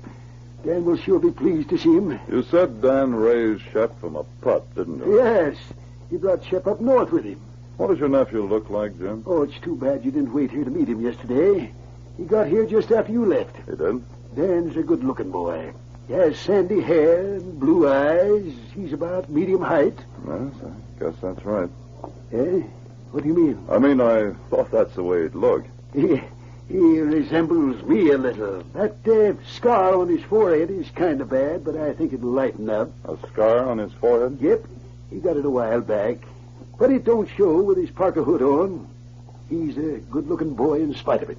I'd like to meet Dan, Jim. Well, maybe you could find him around here somewhere. Why don't you look, Sergeant? I'll keep Shep here, and we'll surprise him when he comes back. That's a good idea. I'll look around for him. You can probably tell by their tracks which way they went. He went off with Butch and Jake. I'll find him and bring him back. You better come with me, King. This might be quite interesting. Yes, here are the tracks. Come on, boy. We're following them. Inside the mine, Jake, Butch, and Pete stood talking, a lantern casting their shadows on the low walls. You've done quite a lot of work, Butch. Getting all that rock and rubble cleared out. Now, it's hard for me to get away from the old man, but I did all I could. With three of us working, we should be able to clean this vein out without any trouble. If we can just keep Jim cool long enough. Hey, listen. What are the dogs barking at? Likely a rabbit. Hello, boys. The dogs were barking at me. It's Preston. Don't touch that lantern, Jake. Quiet, King. Well, looks as if someone had been working this mine. Last time I saw it, it was full of rocks. Well, I cleared it out. He thought Dan would want to start working it. That was thoughtful of him. And right here, he's been working it himself, and it looks as if he hit pay dirt. Yeah. Yeah, so he tells me. Does Jim know it? Well, you see, we thought we'd let Dan here tell him. It's kind of a surprise. Oh, it sure is. I can't wait to tell Uncle Jim. Well, that's just fine. Let's all go back now and tell him. I'd like to, Sergeant, but Butch and me have to be shoving along. It's getting late. No, Jake, I want you to come back with me. I may have a little surprise for you, too. Now, we got to go on. You saw my dog in action yesterday. If I were you, I'd do what I was told. Sure, Sergeant. We'll go back. Lead the way. You lead the way, Jake. King and I will follow. Jim sat with his hand on Shep's collar, waiting for Sergeant Preston's return. As he heard the men approaching, he spoke to the dog. You wait right here beside me, boy. I want you right here when you see Dan again. Go on in, boys. You first, Dan. Oh, Shep, back fella. What's wrong with you? You better hang on to him, Jim. He wants to tear your nephew to pieces. Oh, that dog. I thought he was dead. Who are you? King, watch those men. Stand over in that corner, Jake. You too, Butch. My dog is wet. Well, what's wrong with Shep? I can't hold him, Sergeant. Well, Dan, why don't you go and pet your dog? No, keep him away. He isn't very glad to see you, it seems. That's because Dan shot him accidentally. He thought Dan wanted to kill him. That isn't the way dogs react to their masters. Throw back your parka hood, Dan. What for? That's not Dan's voice. Dan has a cold. Throw back that hood. All right. There. Jim, did you say your nephew had a scar on his forehead? Sure, right along the top of it. But that isn't Dan. I can tell by his voice. And Shep must know. You're right, Jim. This isn't Dan. These men were trying to fool you because the blast that blinded you uncovered a new vein of gold in your mine. What's that? They were planning to steal it right under your nose. I'll get it out. Stop him, King. Get away. Take him away. All right, King. That does it, boy. Take him away. Don't let him get me. I'll talk.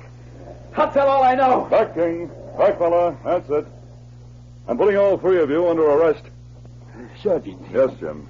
You better put Shep outside. What with the shock of hearing about my mine and finding this isn't Dan, I'm getting kind of weak. No. Well, I have King's leash. I'll snap it on Shep.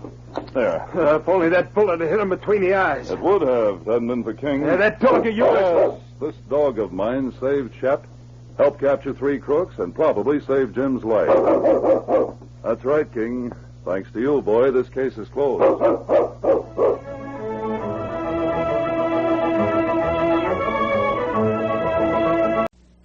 The challenge of the Yukon. I'm king of you husky! King, the swiftest, strongest of Eskimo lead dogs, blazes the trail through storm and snow for Sergeant Preston as he meets the challenge of the Yukon.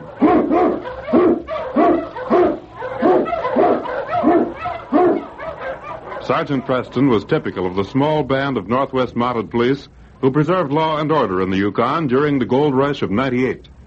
That was the year that brought over 50,000 men swarming into the Klondike region, and the greed for gold led to frequent violence and bloodshed.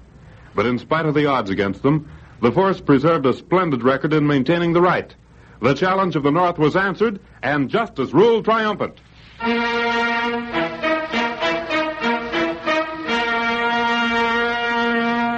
It was early afternoon, and Sergeant Preston was on patrol duty in the Yukon with his lead dog, the Great King. The snow was swept clean from much of the land, and Preston had left his sled and team in town. What is it, King? All right, King, you lead the way. He's going after something, but I can't make out what it is. He's following a scent. It'll be a good idea to see what it leads to. All right, boy, I'm coming. Yes, I see, King. Footprints, huh? Oh, that's strange. Snow's partially covered those tracks. But it's worth investigating. The wind swept this land clean. The tracks stop. King, old fellow, you'll have to lead from here on. That cave over there? Is that where you're going, King? Well, King, you've never been wrong before. Whatever's in that cave must be pretty important. This is one place we've missed on our patrols, King.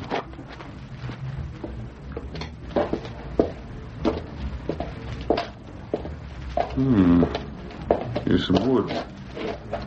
Someone uses this cave. But what for? Now look at these pelts. Fox, lynx, beaver. Why, they're beautiful. Trapper who uses this cave for a storeroom has certainly got a fortune in furs. One man couldn't have... Well, this cave is full of pelts. Yes, King? What's over there now? Oh, I see. So this is what had you so excited, boy. Now, what would any trapper with these rich skins be doing with dog and wolf pelts? They have no value. I can understand a trapper building up a supply of high-grade pelts, but why would he keep so many of these worthless ones? What is it, boy? Someone coming? Yes, King. There's something wrong here. We can't get out without being discovered. We'll get back at the far end of the cave. Here. You should be safe here. Now play dead, King. Play dead, boy.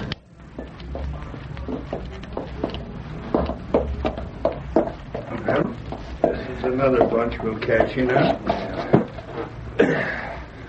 That's the last of them, thank heaven. I'm so tired hauling these pelts. Hauling's almost over now.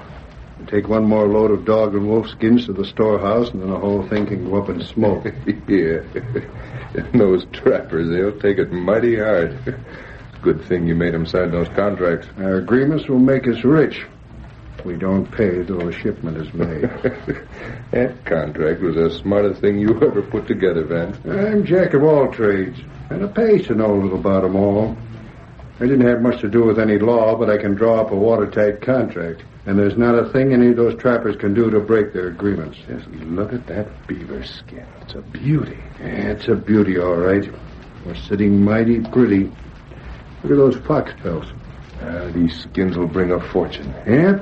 What do you have a gold mine in the fur business? All them trappers need is to hear the prices we pay for the skins, and they're bringing the best ones to us in carloads. The best part of it is we pay when shipment's made, and we never ship. Yeah, we can't tote these wolf and dog skins to the warehouse till dark, Vance. No, we might as well stay right here till sundown. Yeah, I'll start a fire. Wait a minute. Leave that firewood alone. Let me listen. What's eating you, Vance? There's someone in this cave. Oh, who could be? There's someone in here, I tell you. Listen, Vance, there ain't a soul knows about this cave. Well, we can look around just to make sure if it'll make it feel any better. It's no joke, Duval. I know there's someone in here. You got a sixth sense, Vance. You go along that wall. I'll take this side. Well, there's so many parts of this cave we can look all night and still not be anywhere. Shut up. I don't know what's got into you lately, Vance. You was never so edgy before. Come out with your hands up. It'll go a lot easier with you. I ain't gonna walk into our arms, Vance. If there is somebody in here, you know that. And we'll search this cave till we find him. Come on. know where he gets these ideas. Someone in the cave. He's taking this thing pretty serious.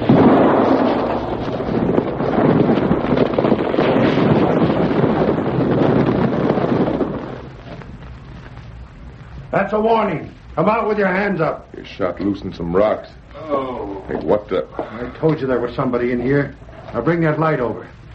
I've got a gun and I'm going to use it. Maybe some of that rock hit him, Vance. Hurry up with that light. Jumping horn-toad's a Mountie. Well, I never expected to meet Sergeant Preston knocked out by a couple of falling rocks. Come on, Duval. We'll tie him up before he regains consciousness.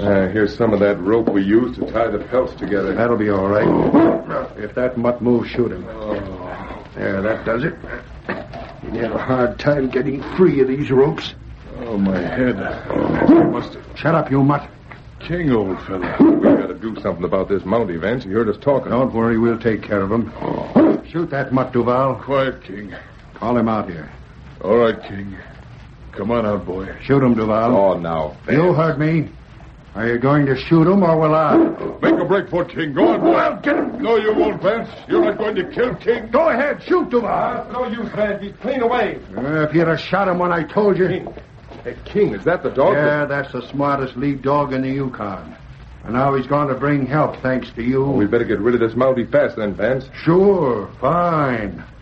Have you got any ideas? I'll put a couple of bullets in him right now. You should have thought of that when the dog was here. No, it's suicide to kill a Mountie. You'll never get away with this. Listen, Preston. This is one time you're not holding the gun. You'll die all right, but without bullet marks on you. You can't win, Vance. Sometime and soon the inspector will send one of the other Mounties to see what's happened. Let him. By that time, Duval and me will be so far out of the Yukon, your law will never catch up with us. Now, don't worry. When you're found, Preston, it's not going to look like murder. What do you aim to do with him, Vance? We'll gag him and take him for a walk. You mean... Yes. We'll have to go ahead with our plans tonight. We can't waste any time. That dog will have someone back here in a few hours. You're right. Let's pack up these furs and get moving.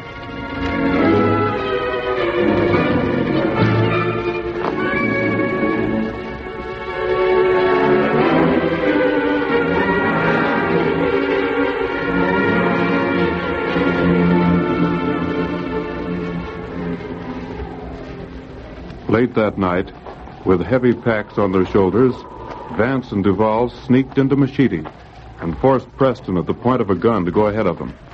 They'll go right to the warehouse. Yeah. The sooner we get there, the better. I don't like going through the town carrying this stuff. Don't worry, no one will stop us. I'm thinking about that dog. Once Preston's out of the way, our troubles are over. Of course, it'd be different if that mutt could talk. Here we are. I never was so glad to see any place in all my life.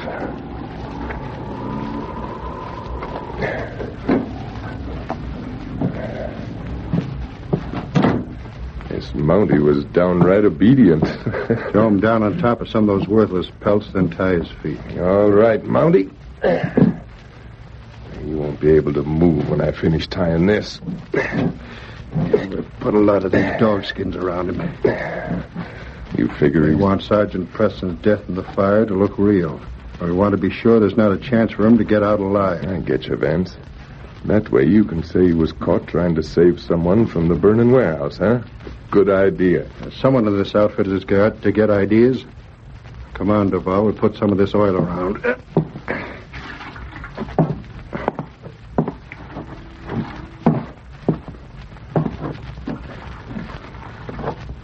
That ought to be enough, Vance. Yeah, that'll do it. Now I'll take this lamp.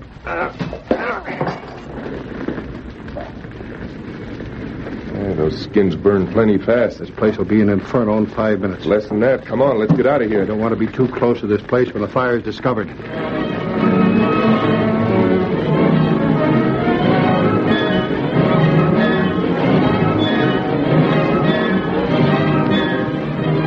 Attracted first by the red glow of the flames against the darkness of the night, men poured from ramshackle buildings surrounding the warehouse and watched the fire. They knew the furs inside were lost. They knew that the cost of the damage would break many a trapper's heart. But they didn't know that inside the building, Sergeant Preston lay bound and gagged, helpless in the face of certain death. A tall, lanky trapper came from Machete City's cafe. The expression on his face told the story more eloquently than words. Hey, all my furs are in there. Yeah, look at them flames. I'm going in there. You're local. If you do, you'll never get out alive. My warehouse. We're ruined. Ain't a chance in the world of saving anything. Laval, if that building caves in, we haven't a chance. Yes, and it's going. My furs. Man, listen to me. You better make good on them first, Vance. What are you going to do about it, Vance? Boys, I'm sorry. What about us? Vance, we won't lose everything, will we? Wait a minute. Listen to me. You men all signed agreements with us. We agreed to pay when we ship the furs. If the furs aren't shipped, we don't pay. You mean I've lost a whole year's trap in that fire and I get nothing to show for it? I'm sorry, Hankins, but there's not a thing we can do about it. We lost the warehouse. There goes the business.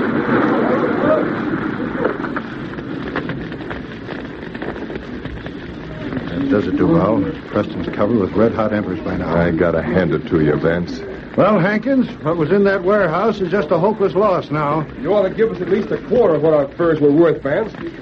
If we'd have taken them to Hudson Bay Company, we'd have didn't take them to the Hudson Bay Company. Why do you suppose he pays such high prices? We got competition to meet. We meet it the best way we know how, that's with highest prices. We don't allow a cent for any losses. You don't have to take a loss, Hank. Preston. No, wait, I'm seeing things. How did that You're Mountie... not seeing things, Duval, but you soon will be. The inside of a jail. That mutt, he must... Yes, Vance, thanks to King here, I got out of that burning warehouse. He chewed through the ropes. What did you mean, Sergeant? You said I don't have to take no loss. I meant just what I said, Hankins. Your furs, together with the furs of the other trappers, are all safe in a cave about 2 miles from here. Well, how... Vance said... Vance and Duval are under arrest. You'll have to prove your story first, Mountie. I'll prove it. Hankins, I'll take you to that cave where you'll find your furs. Well, it ain't no crime to put furs in the cave. And as for yourself, Mountie, you can't prove... Maybe I can't prove you tried to kill me, Duval. You have no charge, Preston. You know it. You can't prove we burned down our own warehouse.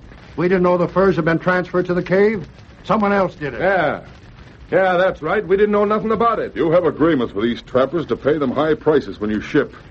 You agreed to those high prices because you didn't expect to pay them. But we'll make sure you ship now, and the law will see you stand by every word of your agreement. Sergeant, that contract gives them 30 days to ship. Don't worry, Hankins. They'll ship in 30 days, all right. And you'll have your money. Yes, King, the case is closed.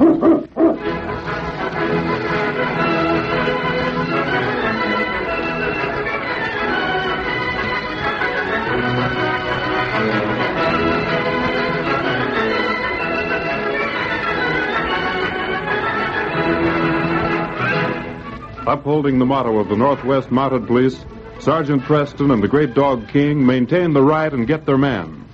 Don't miss their next thrilling adventure when they meet the challenge of the Yukon once again on Saturday at 6:30. On King! On you husky!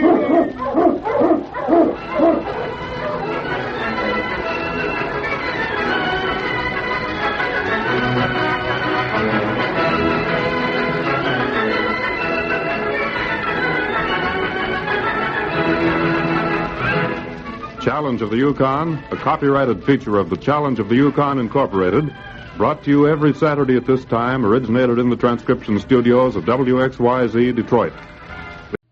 The Challenge of the Yukon. On King! On you husky!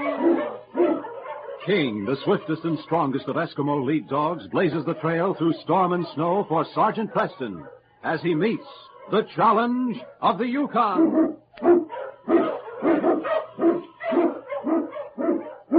Sergeant Preston was typical of the small band of Northwest Mounted Police who preserved law and order in the Yukon during the gold rush of '98. That was the year that brought over 50,000 men swarming into the Klondike region, and the greed for gold led to frequent violence and bloodshed. But in spite of the odds against them, the force preserved a splendid record in maintaining the right. The challenge of the North was answered, and justice ruled triumphant.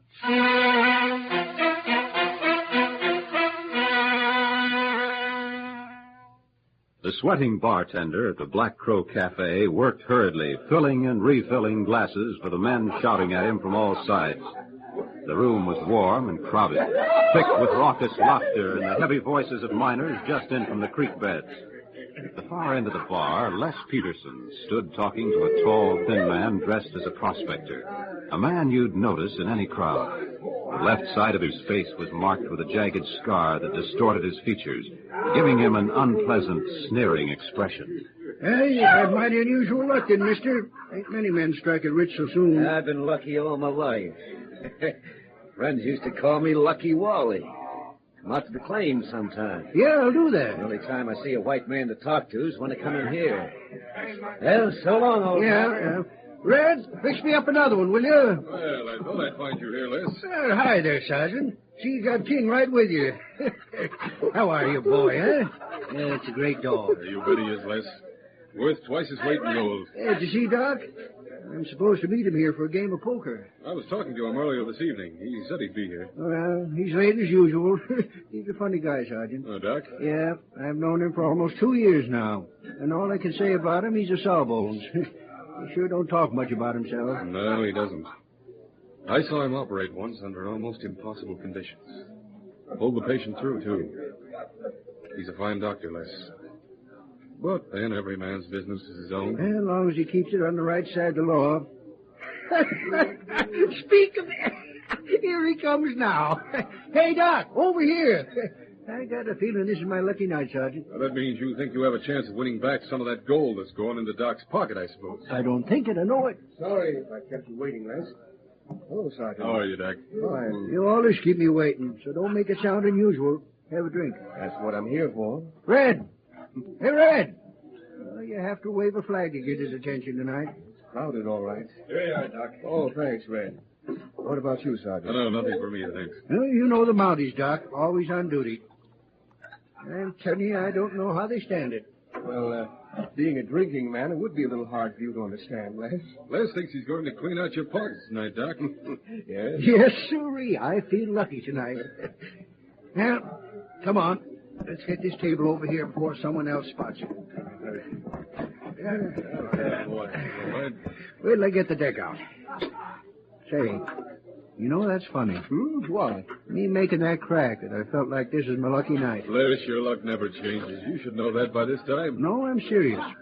While I was standing here waiting for Doc, a tall, skinny fellow was next to me. I noticed him because the scar on his left cheek, mean-looking thing, pulled his whole face off balance. On his left? Yeah. Says he's got a claim staked this side of Birch Creek. Yes? Well, we got talking. He was telling me how he got his claim staked. Seems like he's only been here a short time. I told him he was mighty lucky striking it. He said he'd always been lucky. Said his friends called him Lucky Wally. Maybe I just got luck on the brain. I hope some of his brushes off on me. What did you say his friends call him? Lucky Wally. Why? What's wrong, Doc? You look like you'd seen a ghost. You know him? Oh, know him? Well, you meet lots of people, Les. Where is he staked? This side of Birch Creek.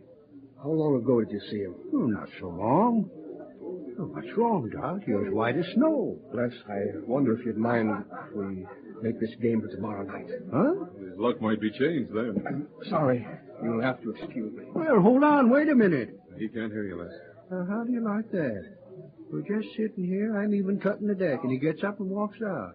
Well, it don't make sense. I can say anything to make him mad. He's an even-tempered gent. He sure had a funny look in his face when he pushed that chair back. Yes. I wonder. Might as well have another drink, I guess. It's a slim hunch. What? Doc was ready enough for that poker game before you mentioned that man you'd been talking to at the bar. You mean the fella that called himself Lucky Wally? That's right, the man with the scar. Oh, that's what I thought. Doc looked like he'd seen somebody come back from the dead. Like he couldn't believe it. Yet he hoped it was right. Where'd you say that man is staked? Birch Creek. Why? I'm going out there. Good night, Les. Come on, King. First Doc, and now you. Hey, Red, give me another drink. We'll have to make good time, King. I've seen the look in Doc's eyes in other men. Men bent on murder.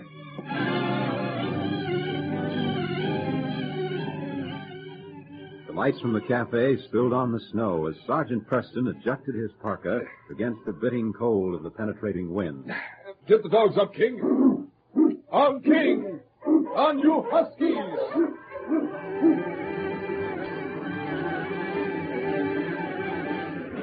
King ran ahead of the pack, never once losing the trail, though it was hidden from Preston's eyes by darkness. The sled covered the miles, nearer and nearer to Birch Creek. There it is, boy, ahead. Lights from the cabin. I wonder if we're only in time. Ho, King! Ho, you huskies! We'll leave the sled here in the shadows of the cabin. Someone else had the same idea. All right, fella.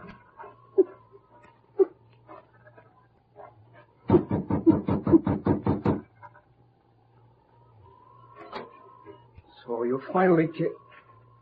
Oh, Sergeant Preston. How did you... Mind if I come in, Doc? No. Who are you looking for? I found the man I'm looking for. What do you mean? I thought so. A gun, huh? Yours, isn't it? Yes, it is. When you left the cafe tonight, you had a look in your eyes I've seen before. You know, I've been a policeman for a long time. Suppose you tell me why you want to kill this Lucky Wally. How did you know? Well, there's no time to waste. He may be back any minute. All right, sit down, Sergeant. I will tell you. But I'm going through with it. You're not going to stop me. How long have you known him? I knew him back in the States. Goes back almost 15 years ago. Yes? Wally was an only child. The only grandchild of Mrs. McCready, Mrs. Randolph McCready. He was just a kid when I first met him. But even then, you could see that selfish greediness in his eyes. And as he grew up, his greed and his recklessness grew with him. I won't burden you with details, Sergeant. I was Mrs. McCready's physician. His mother and father? Both of them died when he was a baby. She doted on him, spoiled him, gave him everything he wanted. She had a bad heart. Perhaps you heard of the scandal that broke 3 years ago when she died suddenly. Yes. The McCready emerald was stolen at the time of her death. Never been discovered. It was... Yes, it was murder.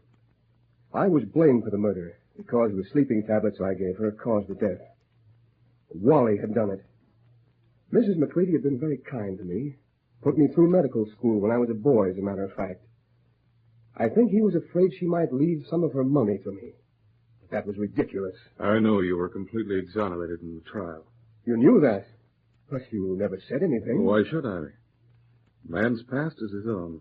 Well, it ruined me. My practice fell to nothing as a result of the publicity. I'd heard Wally speak of the Yukon many times. I knew that someday he'd come up here. Well, that's why I came here. He's guilty of murder. It's never been proved. And the emerald? I'm convinced that he has it. He'd never dare sell it. At least not for another few years. I see. I swore I'd get him, Sergeant. No matter how long I waited, no matter how far I had to go. I knew someday I'd meet him again. You can't take the law into your own hands. I can make him pay for murdering the woman who was like a mother to me, and he will pay. He's already a murderer. Killing him will make you one. There's no other way. Yes, there is another way. Another way that you can perhaps have him jailed for the murder he committed. I know what I'm doing, Sergeant. And I won't let anything stand in my way. Listen to me, Doc. You mustn't let your desire for revenge blind you. Now listen to my plan. You'll come back to the cabin and find you here. Now, if you just use that...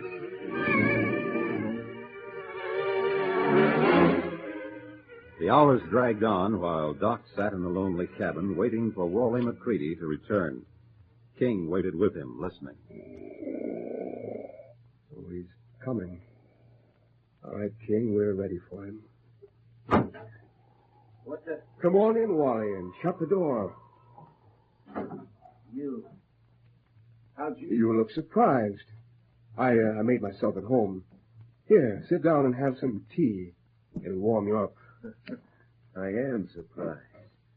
You're the last person I'd expect to meet up here, McGregor. Why not up here? It's as good as any place else. Especially when you're a ruined man.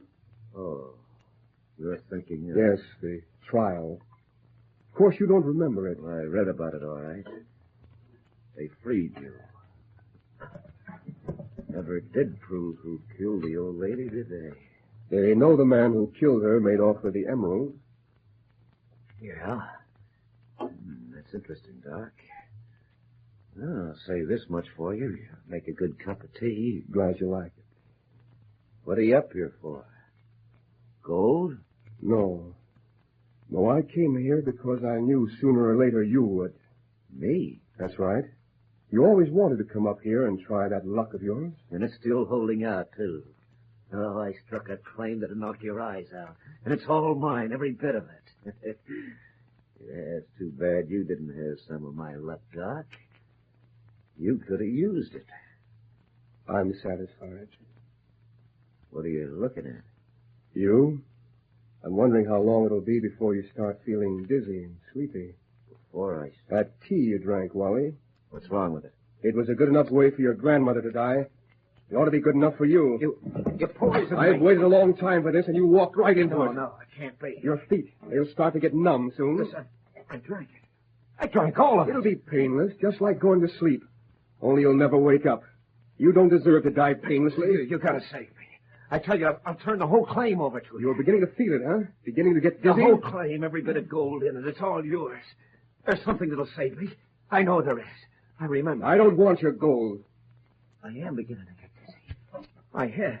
Now, I'm leaving you, Wally. No, don't go. What do you want? Name your own price. Anything you say. You can save me, can't you? Yes, in my bag out on the sled I have the antidote. Oh, bring it in. Anything you want. I'll sign all of mine over to you. I'll do anything you say. But hurry. There's only one thing I want. Well, what is it? Quick, what is it? The emerald. The emerald, Wally. That's what I want. The emerald? Yes. You took it from the safe. You've kept it with you all these years, haven't you? All right, it's yours. I want it in my hands. But, well, get that stuff before it's too late. You have a few more minutes.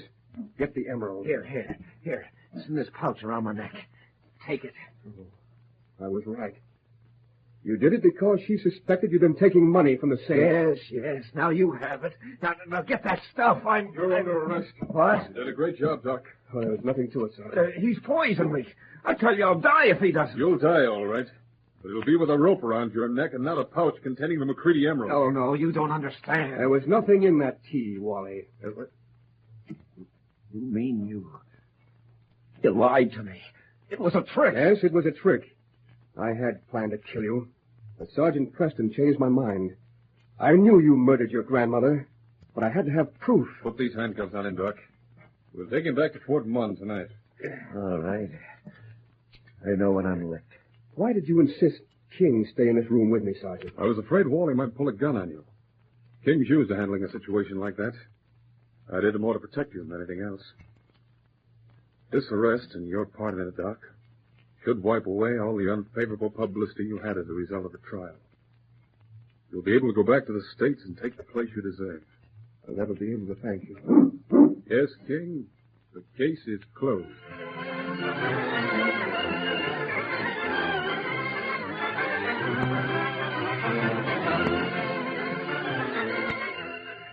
Challenge of the Yukon, a copyrighted feature of the Challenge of the Yukon Incorporated, is brought to you each week at this same time and originates in the studios of WXYZ Detroit. All characters, names, places, and incidents used in this drama are purely fictitious. The Challenge of the Yukon. On King! On you husky! King, the swiftest, strongest of Eskimo lead dogs, blazes the trail through storm and snow for Sergeant Preston as he meets the Challenge of the Yukon.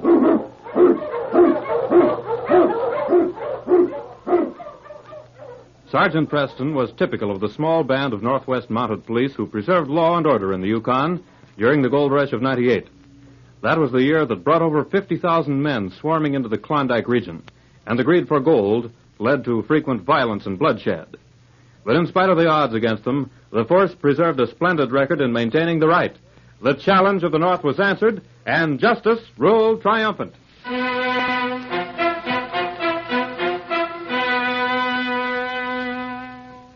Prospect Creek would have been as lonely a stretch as existed in the Yukon if it hadn't been for the three small cabins staked there, each of them about 10 minutes' walk on snowshoes from the other. The one in the middle had been the first, where old Charlie Wallace lived alone. The one on the left belonged to Charlie's nephew, young Ben Wallace, and the one to the right had been built by Paul Hubbard. Paul was pulling his Mackinaw on in Charlie's cabin, while the old man concentrated on a piece of slate in front of him. Sure, I mean it, Charlie. That was much better today. It's mighty nice of you, son, coming up like this every day. And I ain't one to forget a good turn, neither. Oh, it's no trouble to me. Too much trouble for that nephew of mine. He never offered. Oh, well. Say, Paul. I was wondering if you'd do me one more favor. Just name it. I want you to promise me you'll never mention this to a soul. Will you do that for me? If that's the way you want it. I do. I guess it don't make much sense to you, but, well, I can't explain it except I'd rather not have anyone know an old man like me. I know how you feel about it, Charlie. Count on me. Oh, I better be getting back to the cabin. Got some letters to write. You'll come up this afternoon? Yeah. I'll see you later, Charlie. Thanks again, son.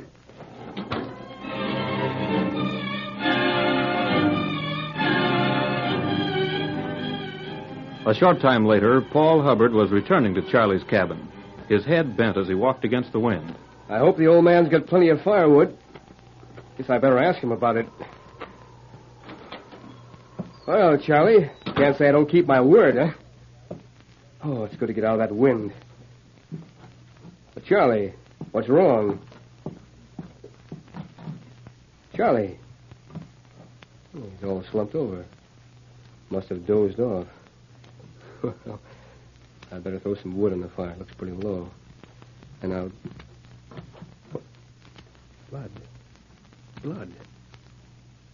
Oh, no, he can't. Charlie. Why, Paul. Say, I didn't expect to find you here. Thought I'd come up and have... What's wrong with Uncle Charlie? He's dead. What? You can see for yourself. I just came in a couple of minutes ago, and I found him like this. Oh. Paul, whatever made you do it? Made me do it? You killed him. That's what happened. You thought you could make it away from the cabin, but I got here before you could make a getaway. That's it. No, I swear to you, Ben. I didn't have anything to do with it. Well, who else could have done it? Who else? He was like a father to you. Treated you the same as me. Ben, you gotta believe me. My uncle. And my best friend. I don't know any more about this than you do. It would have been the same thing if you'd have walked in instead of me. Lies never covered up any... Who's that? I don't know. Hello there, Ben. Come on in, Sam. Preston. Sergeant Preston. Well, maybe he can straighten this out. Hi there, Ben. Glad to see you, boy. Well, you're just the person I'm looking for, Paul. What? You're looking for me, Sergeant? Sam and I brought a letter up for you from the post office in Fort Mont. That's right. And here it is, too. Looks mighty important. Charlie. You just came in time, Sergeant. He's dead. Dead? How? I got to the cabin about 5 minutes ago. I found Charlie like that. Kind of slumped over the table. I thought he was asleep. But instead he was dead. I tell you, Sergeant, he didn't have a reason in the world to kill him. I didn't kill him. That's the way I found him. Sergeant, I don't know what this is all about. Now, wait a minute. What's that? What? This paper in front of him. Wait. Listen.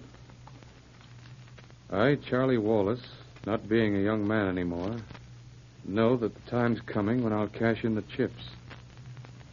So I hereby leave my claim and all my possessions to Paul Hubbard, a fine, upright boy.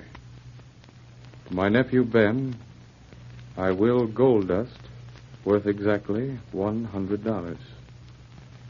Signed, Charlie Wallace. A will?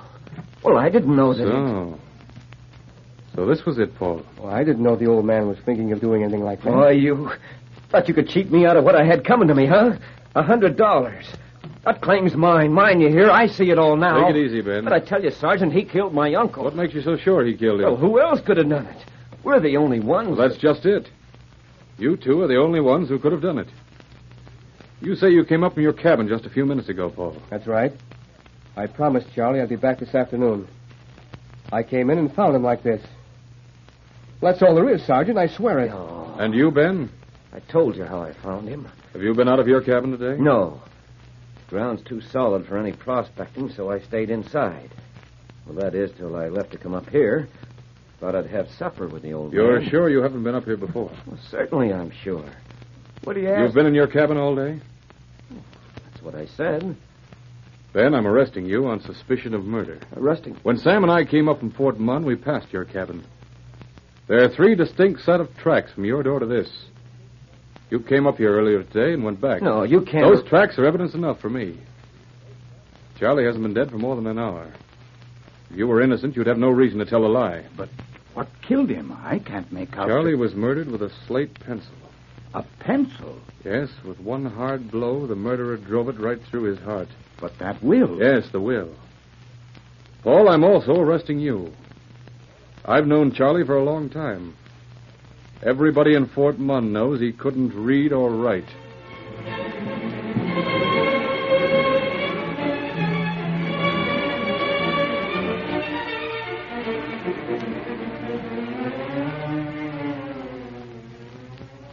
Sergeant Preston and Sam Colby, the head of the Law and Order Committee in Fort Munn, took the 2 prisoners to the town jail. A short time after they'd been jailed, Paul Hubbard asked if he could see the Mountie.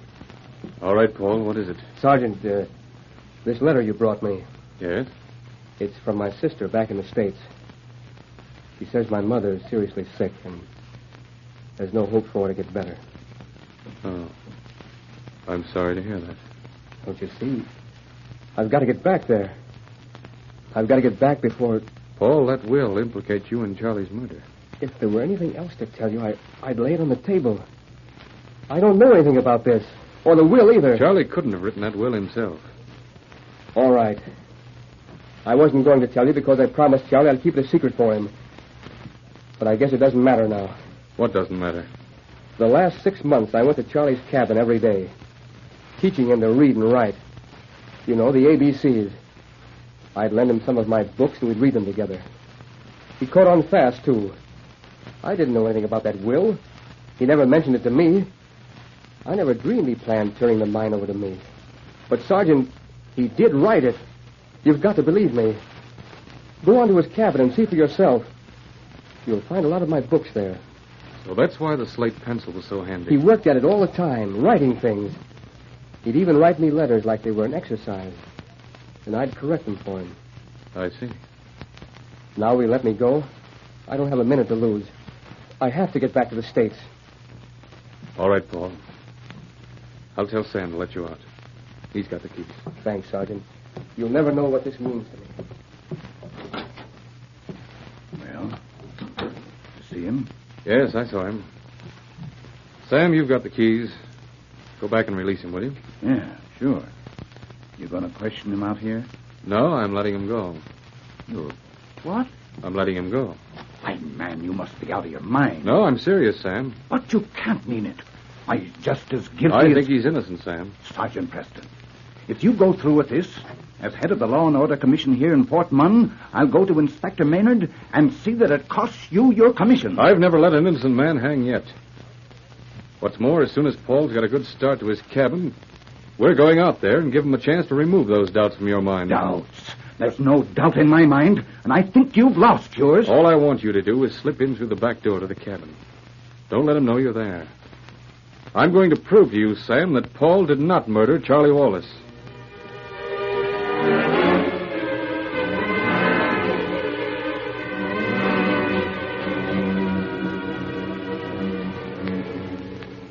It was an hour later.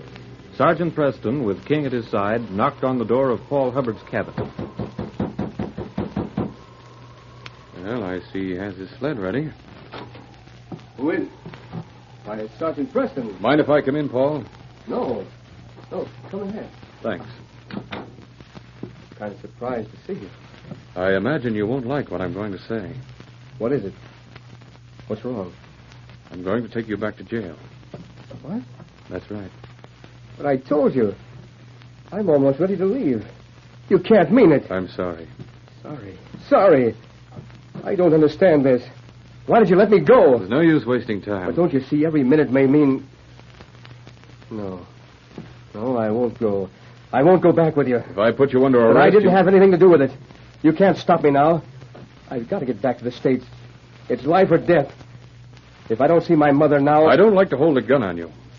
If that's the only way to make you come with me, then... So that's it. Taking me in with a gun in my back. Well, I'm not going, see? Now I've got the gun. Mm-hmm. Yes, you've got the gun. All right, King, quiet boy.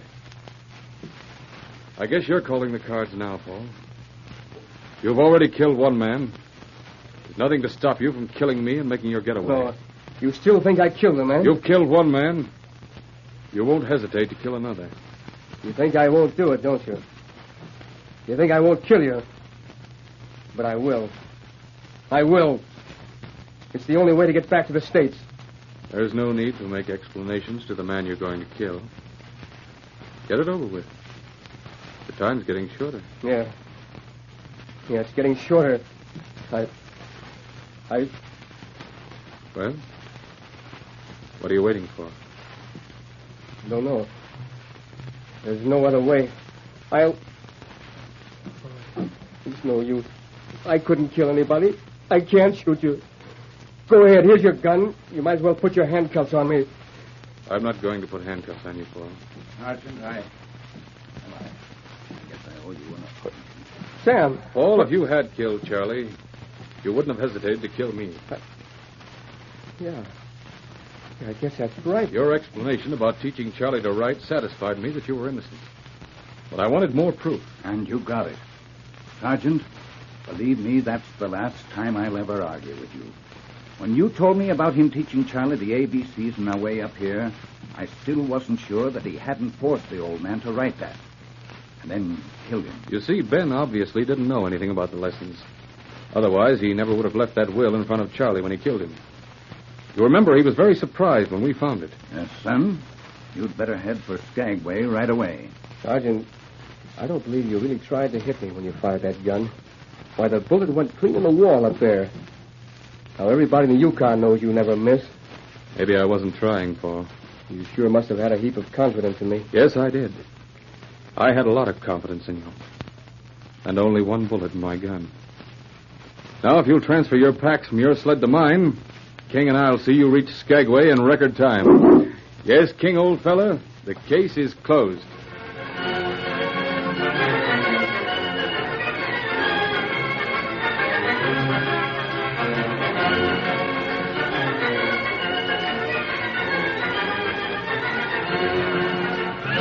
Challenge of the Yukon, a copyrighted feature of the Challenge of the Yukon Incorporated, brought to you every Saturday at this time, originated in the transcription studios of WXYZ, Detroit.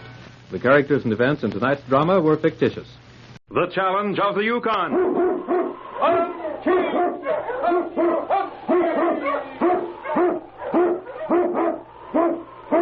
King, the swiftest, strongest of Eskimo lead dogs, blazes the trail through storm and snow for Sergeant Preston as he meets the Challenge of the Yukon.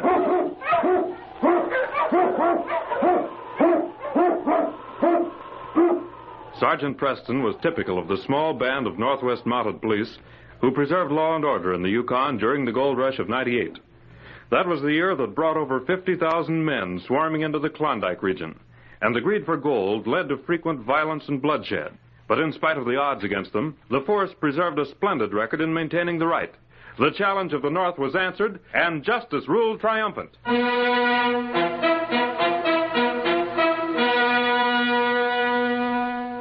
The cold bit into Sergeant Preston and the great dog King as they broke a trail through the icy stillness of the Yukon.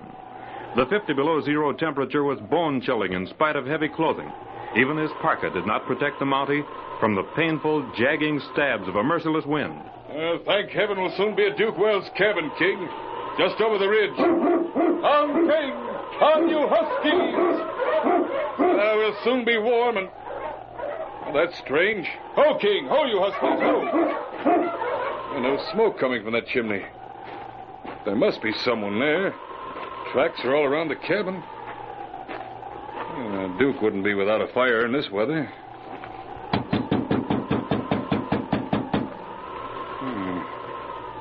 If it weren't for these tracks here, I'd think Duke had left Sutter's Creek.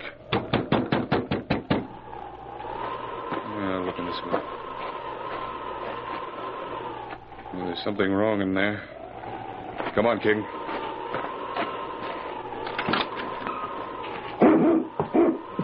Yes, King. Must have been some fight. Chairs overturned, table broken. Duke! Oh, Duke! The fire's died out. What is it, King?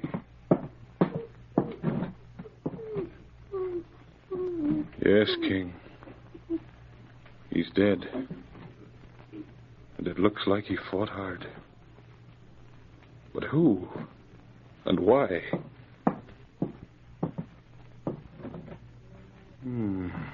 His cash box.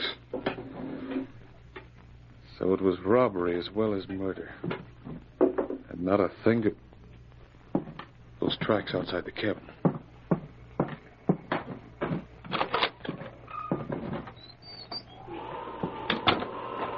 Now these tracks here leading to the cabin. But there are two sets of them. Oh, I see. These are the footprints of the murderer as he came to the cabin and when he left. And these over here, these are Duke's prints. So he was killed after it stopped snowing. King, get the dogs up. So that's why there was no smoke coming from the chimney. We have a murderer to track. And only some footprints in the snow for a clue. On King! On you, husky!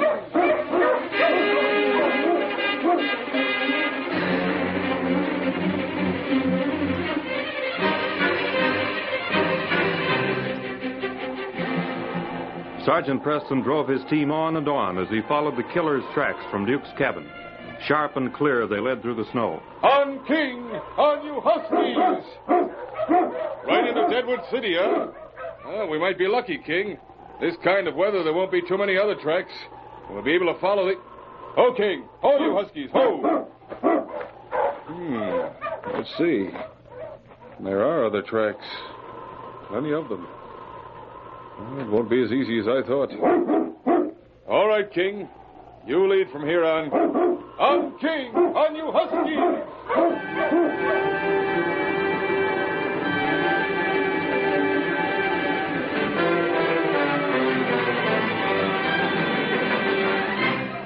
There were other tracks cut in the snow as the Mountie drove his team into Deadwood City. But King, running ahead, followed the trail till he stopped at last outside the Idle Hour Cafe. Ho, you huskies, ho! So this is it, huh, boy? And the murderer came here after killing Duke.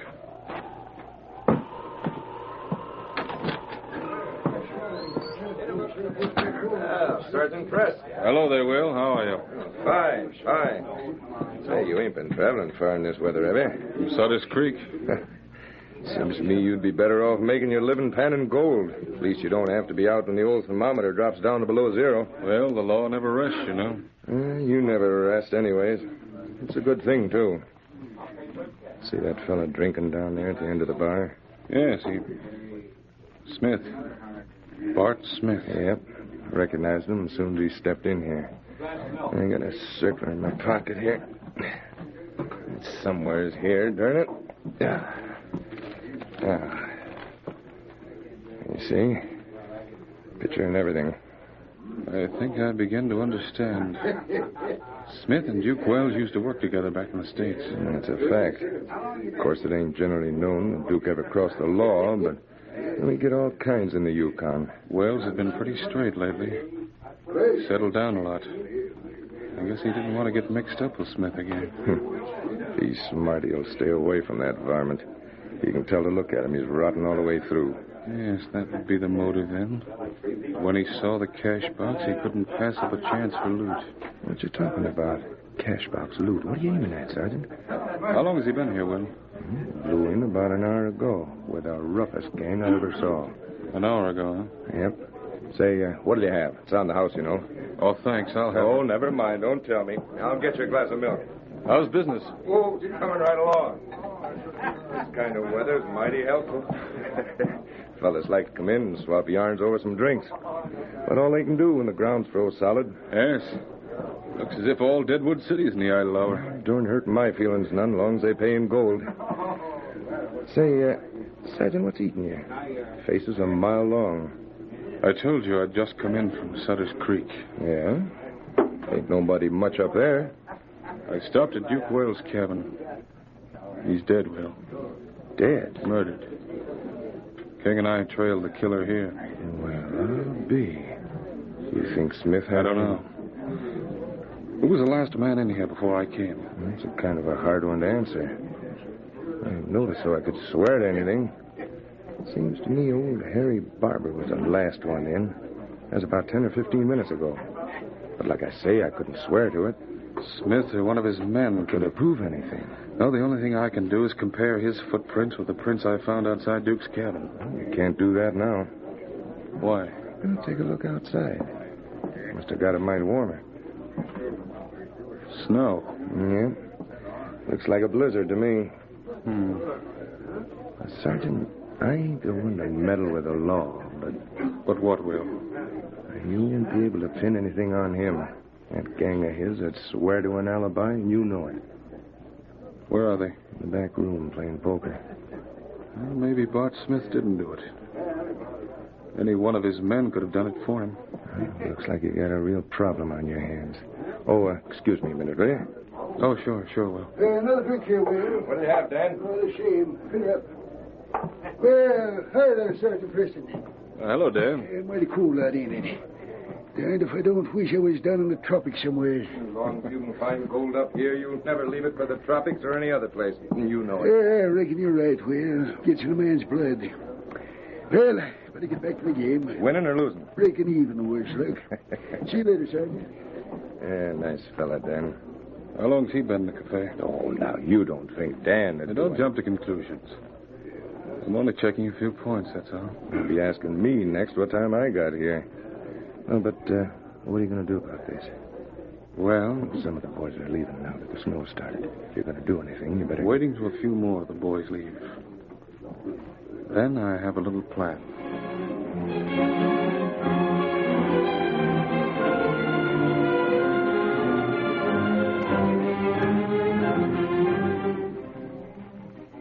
Sergeant Preston, with the faithful King at his side, waited till most of the crowd left the cafe. Soon there were but a handful of men gathered around the pot-bellied stove at the far end of the room, and a scattered few were still at the bar. What's that Mountie doing here, Bud? I don't know. Been in here now for an hour. Just stands there drinking milk and looking around. Know who he is? Yeah, Mountie's a Mountie to me. Not this one. That's Sergeant Preston. Preston? Yeah. If Preston's after you, you might as well throw up your hand. It's the end of the trail. Not for me, ain't. Want me to call out the rest of the boys? No. We'll call them if I need an alibi. There ain't no way he'd know you and Wells. Shut up, will you? Why don't you go out front and beller so the whole town can hear you? Oh, now, Bart, I didn't mean nothing. Guess I'm just uneasy. I didn't plan to let Duke have it. He wouldn't split the claim, huh? Split it? He didn't want to have anything to do with us. Said he was going straight. Boy, he sure changed. Hey, Sergeant Preston, you've been standing around looking at us for a long time. Yeah, what are you looking for, Mountie? Let's get out of here. No. We'll stay here till the Mountie leaves. Yes, you're right, Tom. I am looking for something. Why in tarnation didn't you say so in the first place? What you got on your mind? I left Sutter's Creek about an hour ago. When I was up there, I stopped in to see Duke Wells. Yeah? I found Duke dead. Dead? Yes, murdered. He'd been fighting with the man who killed him. Fight must have started when the killer pulled a gun on him. Got any idea who done it, Sergeant? When two men are fighting, it's almost impossible not to find a piece of clothing torn from a coat, a few hairs, or a button. Little things like that are what most killers leave at the crime if there's been a struggle. Oh, so that's what you're looking for, huh? Pretty smart. Well, looks like we'd better line up here so you can look us over. Ain't nothing tore off my coat. Yes, that's a good idea. Can't say as I know anyone that have any reason to kill Duke. He's a peaceable enough critter. He sure was. Never bothered anyone. Monty, I guess this leaves me out. I'm a stranger here in Deadwood City, so I'll just leave while you go on with your investigation. Quiet, boy. You say you're a stranger? Yeah. Bart Smith's the name. Just came in from Circle City with Slim here. Well, it's just a formality. I want to see the coat on every man in the cafe. That means me, too, I guess. Yes, you too, Will. Don't have any buttons off my coat. Well, let's see. All right, Tom. Let's see, Dan. Mm-hmm. No, you don't, Monty. Hey, put down that gun. I'll put it down when I'm ready. Now, you get in line. Go on, over there. You're listening to me. Reach. All of you. Higher. You won't get away with this. You let me worry that out. He must be the one that killed him. Yeah, I am. I'll kill any one of you that steps through the door of this cafe. Means business, fellas. You yellow fool, kid. Shut up, Dan. He's already killed 2 quails, ain't he? I'm leaving here now, see? Come on, Slim. And remember, I'll shoot anyone that steps out of this door. You'll never get through that door, Smith. Let him, King. Get him. Oh, I'll take care of him. Oh, All right, Bart, get up. oh my hand, that mutt. Nice work, King, old fella. You're pretty handy with your fish, Will. I used to be a prize fighter in my younger days. And boy, how I'd like a chance at that no-good rat. Hey, Sergeant. No, he's under arrest, Will. He deserves a beating, but you'll have to settle for a hanging. Wait a minute. He don't have any buttons off his coat. Oh, that's right. And I don't see any other clues either. No, Will, there aren't any. It was his conscience that convicted him. You see, boys, sometimes the policeman has to play hunches. Well, I'll be... Pretty smart, I'd say. Yes, King, old boy. With your help, another case is closed.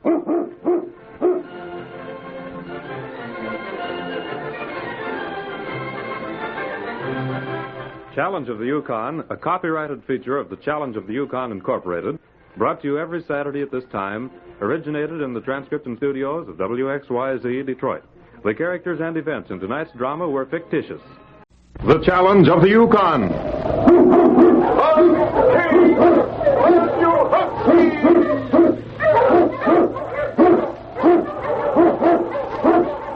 King, the swiftest, strongest of Eskimo lead dogs, blazes the trail through storm and snow for Sergeant Preston as he meets the Challenge of the Yukon.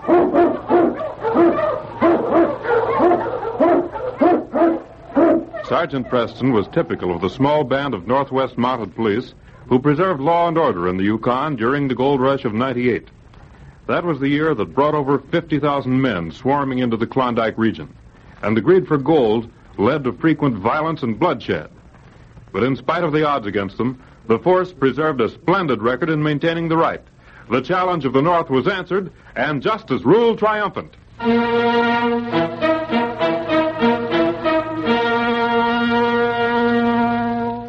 Sergeant Preston, on patrol duty in the Yukon, made many friends who were always glad to see him. One of these was Ab Crowley, who lived with his wife in a small cabin several miles north of Three Forks. A vicious storm had swept wind and snow in the face of the Mountie as he drove his team toward the small settlement, and the prospect of a warm cup of tea with the Crowleys was something he looked forward to. The great dog King ran ahead of the sled, cutting tracks in the snow. On King! On you huskies!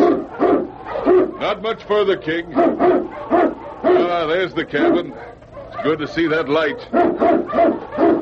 Oh, King! Oh, you huskies! Hey, there's Sergeant Preston. Hello, Ab. How are you? Yeah, fine. I'm mighty glad to see you. Come on in and have a cup of tea. Mrs. just made some. Well, I've been looking forward to having a cup of tea with you ever since I left Broken Wishbone, Ab. How's Mrs. Crowley? Oh, fine, just fine. We got some good news for you, Sergeant. Yes? Well, what is it, Ab? It'll wait for a few minutes. You go on inside. I'll take care of the dogs. You too, King. Go on in there. All right, King. Thanks, Ab. Land's sake, Sergeant Preston. Sure good to see you. Come on in here and close that door. Well, how are you, Mrs. Crowley? Never been better in my life, Sergeant. Dad tell you the news? Oh, no, he didn't. He said it could wait till he got inside. Say, what's this all about? Well, I expect I better let Ab tell you. He's been hankering to tell you ever since we... There, I almost told you myself. Well, I'm certainly curious. Tell me this much. You both look so pleased. It must be something awfully good, huh? It is, Sergeant. It's the best thing that's happened to us ever since we came to this snowbound place. There you are. Oh, thank you. This tea certainly tastes good. Warms you up after all that cold. I guess Ab will be wanting a cup, too, when he comes in. Did you tell the sergeant yet, Ada? No, she hasn't told me yet, Ab. Well, I reckon I'll tell you myself, then. As if you didn't want the pleasure of telling them yourself all along.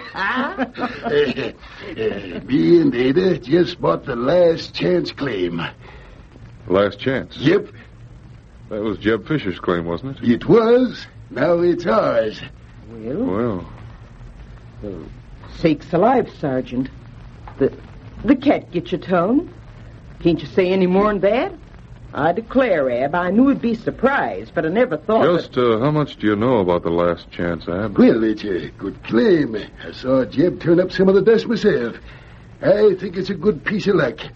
We had kind of a hard time meeting Jeb's price, but... we just took what we'd been saving, and Jeb turned it over to us for the cash. How much cash? $12,000. All the money we had. Why, what's wrong, Sergeant? Well, Ab, I won't congratulate you on your good luck till we make sure it is good luck. What do you mean, Sergeant? I don't trust Jeb Fisher, Mrs. Crowley.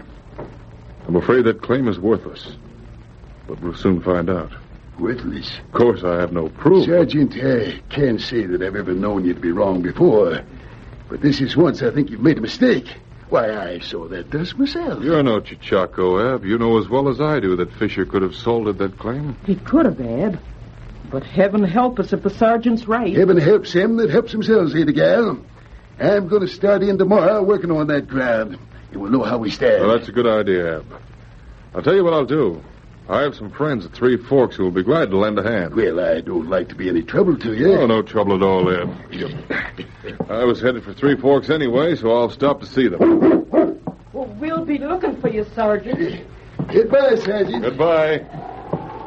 All right, King. Get the dogs up. On King! On you huskies!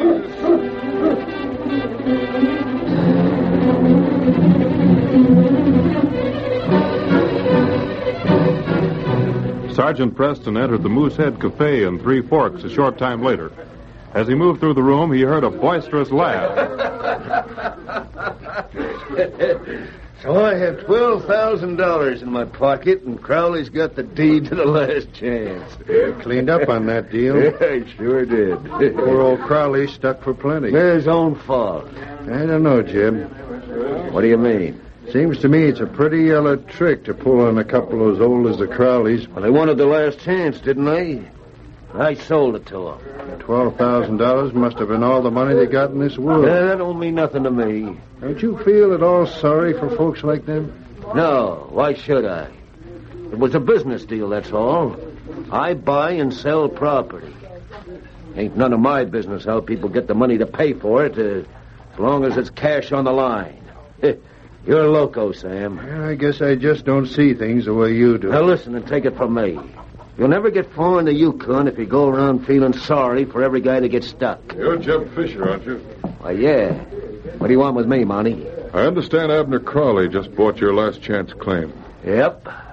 Fisher, you know there's no gold on that land. I don't know nothing about that land.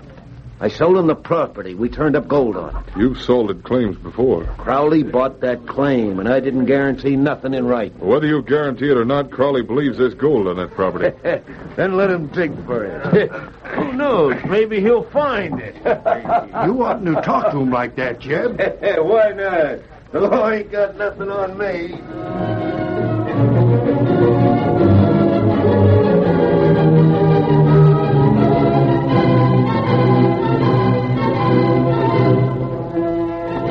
The next day, at the last chance claim, not far from Abner Crowley's cabin, 6 men helped the old miner work his newly acquired land. Yeah. What's the matter, Ab? Ain't getting tired, are you? Me? No. Well, what's wrong? You know, Rob, Sergeant Preston told me this land was probably worthless. I'm afraid he's right. Oh, well, now, Ab, I wouldn't be too ready to give up. Me and the boys will stay around as long as you need us. Well, I don't like to... Now, don't you worry, Ab. Mrs. Crowley fixes better chow we've had in a year Sundays at Three Forks. Well, I believe that's a sergeant coming now. Looks like it is. Hey there, Sergeant. Ho, King. Ho, you huskies. Well, Rob, see you kept your word. Yep, we've been pretty busy, all right. How's it going, Ab? Well, Sergeant, I think maybe you was right. Why, Ab? Poor Ada. I'll have to tell her we paid her $12,000 for a worthless piece of earth. All right. I told him, Sergeant, not to be so willing to give up. I'm not surprised, Ab. No, you told me, but I wouldn't believe you. Well, there's nothing for us to do now. I'm not so sure about that. Rob and I talked it over yesterday. And here's our plan.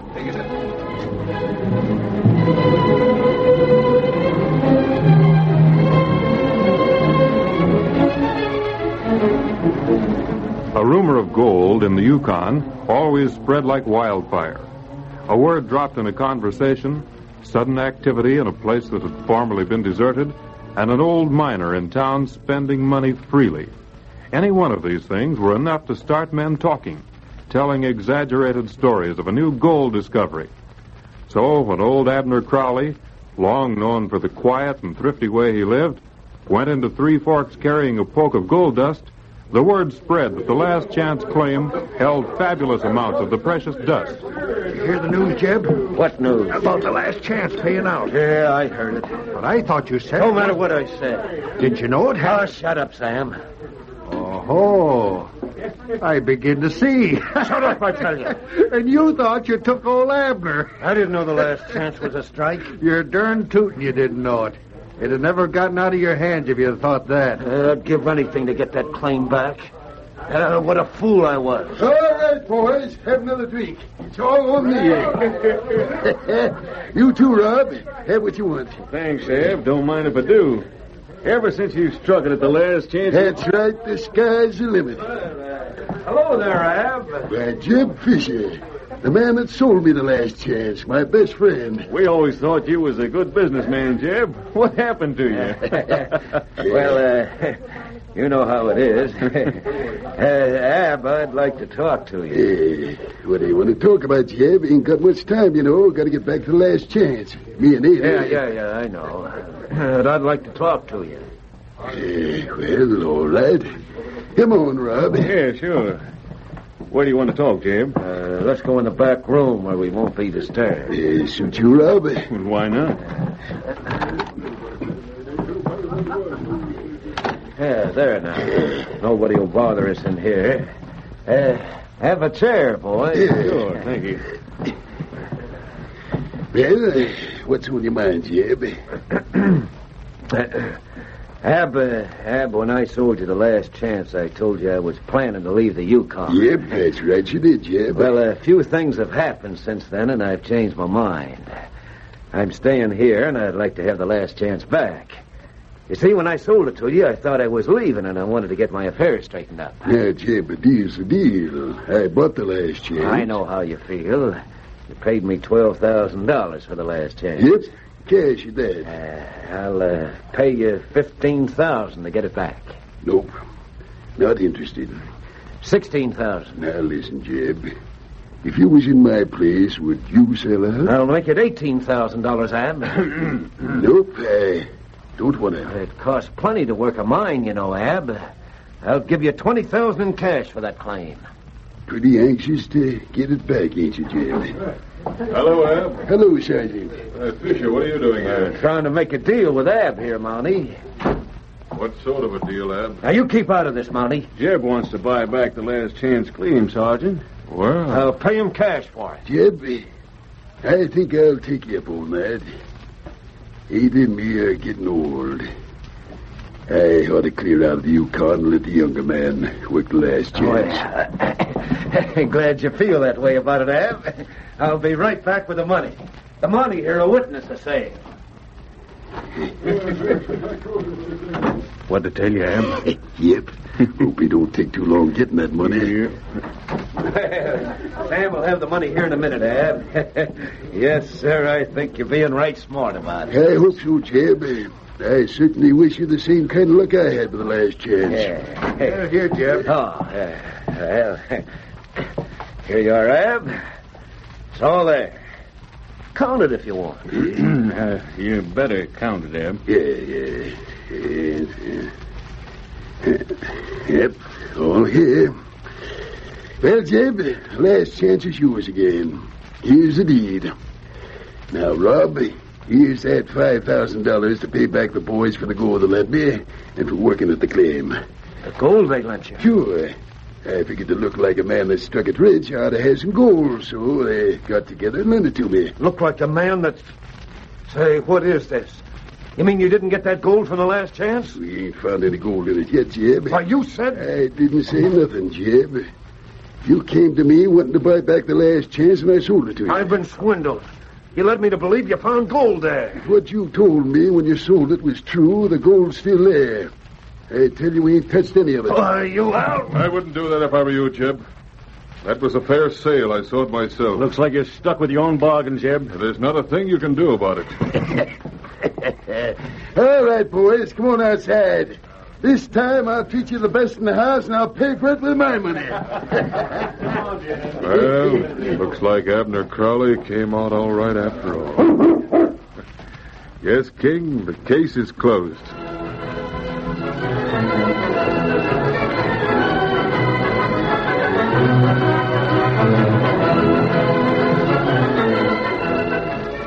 Challenge of the Yukon, a copyrighted feature of the Challenge of the Yukon Incorporated, brought to you every Saturday at this time, originated in the transcription studios of WXYZ Detroit. The characters and events in tonight's drama were fictitious.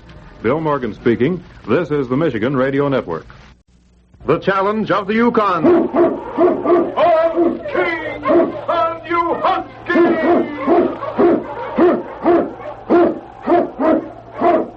King, the swiftest, strongest of Eskimo lead dogs, blazes the trail through storm and snow for Sergeant Preston as he meets the Challenge of the Yukon.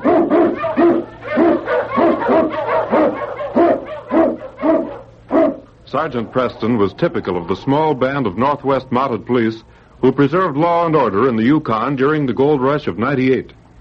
That was the year that brought over 50,000 men swarming into the Klondike region, and the greed for gold led to frequent violence and bloodshed. But in spite of the odds against them, the force preserved a splendid record in maintaining the right. The challenge of the North was answered, and justice ruled triumphant.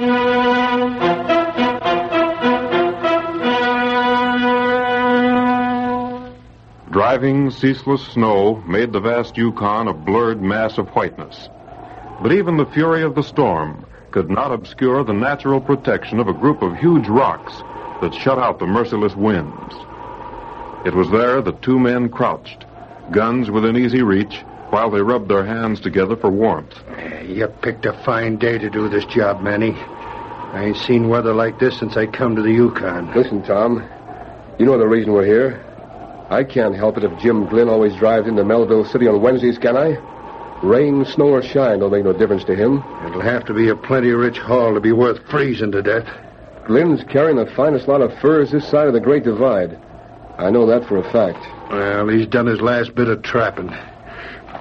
You see him coming yet, Manny? I can't see far beyond these rocks. You ought to be along. You know, Tom, I don't like the idea of doing away with Glynn. Ain't no other way to get our hands on them furs, is there? No. Well, then. Murder's the one thing we ain't done, Tom. Only because we get what we wanted without it. The other robberies were easy. Yeah. Ain't he coming yet? Yeah. I think that's a sled along there, but it's too far away to be sure. Yeah, wait a minute. Let me see. Ever since you had that touch of snow blindness, you can't tell a man from a grizzly at 30 feet. I think he's coming, Manny. Yeah. We'll wait till he's alongside of these rocks, then... And we'll open up on him, huh? That's the idea. Got your gun ready? Yeah. Well, we'll just wait now and surprise Mr. Glynn. He's making right good time. Yeah. He's got a good set of dogs. What are you grinning at? Jim Glynn racing like that to the bullet... This ain't no time for jokes, Tom. Sometimes Take it easy, kid. There he comes now. Get ready. Push you over! Push! That did it. Come on, Tom. Let's get those furs and get out of here. Watch out for that lead dog there, Manny. He's loose. All right. But I want to get these furs onto our sled. Look out, Manny. He's going to jump. Oh! Get down, you mutt! Oh, let go of my hand! Oh! Nice shot, Manny. Nice shot. That mutt tore my hand. Say, he sure got you. Here, let me help you. I'll have to put a bandage of some kind on till we get to town. It'll be a while before you'll be able to do much with this hand, Manny. I'll take care of it when we get back to town. Come on, Tom.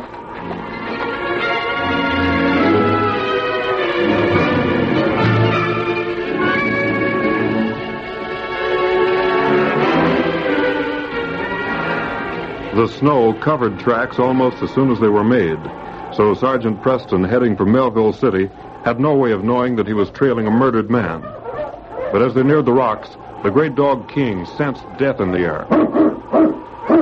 What is it, King, huh? All right, fella, you lead the way. Oh, you huskies. Ho, boys. Why, King, there's nothing but snow. Nuzzling around this snow won't get... King, there's a body here. So this is why you... Why, it's Jim Glynn. He must have been... But why? Shot through the heart. And his dog. So they killed the dog, too. And no wonder you were excited, boy. He's following tracks over to those rocks. Well, now I begin to see. Tracks here haven't been covered by the snow. Sheltered by rocks. Those two men were standing here. They waited here till Jim Glynn was practically in front of them before they fired. Jim didn't have a chance. If they waited here, then they must have... Well, it's hard to tell which way they went. Well, King, what have you found now? Oh, more tracks, huh? Yeah, here's a bandana. CN. CN. Now, who could... Newton. Cy Newton. He pulled in here about the same time the two other fellows were here. The tracks don't differ. They're about the same depth. King, we're going to Melville City to call on Cy at the Silver Lantern Cafe.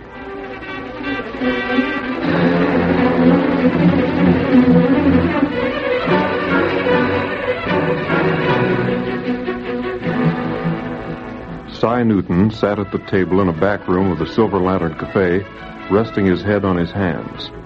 In spite of the fact that it was early afternoon, the sun had already gone down. The glimmer of the dingy light thrown from the sputtering oil lamp showed where Cy's Mackinaw lay in a corner of the room, wet with melted snow. Oh, Cy. I didn't know you were here. Hello, Manny. What's the matter? You look like you got something on your mind. I have. Well, what is it? Business is good, ain't it? What happened to your hand? Oh, one of them stray mutts bit me. I've got to fix the dressing. He sure tore into you.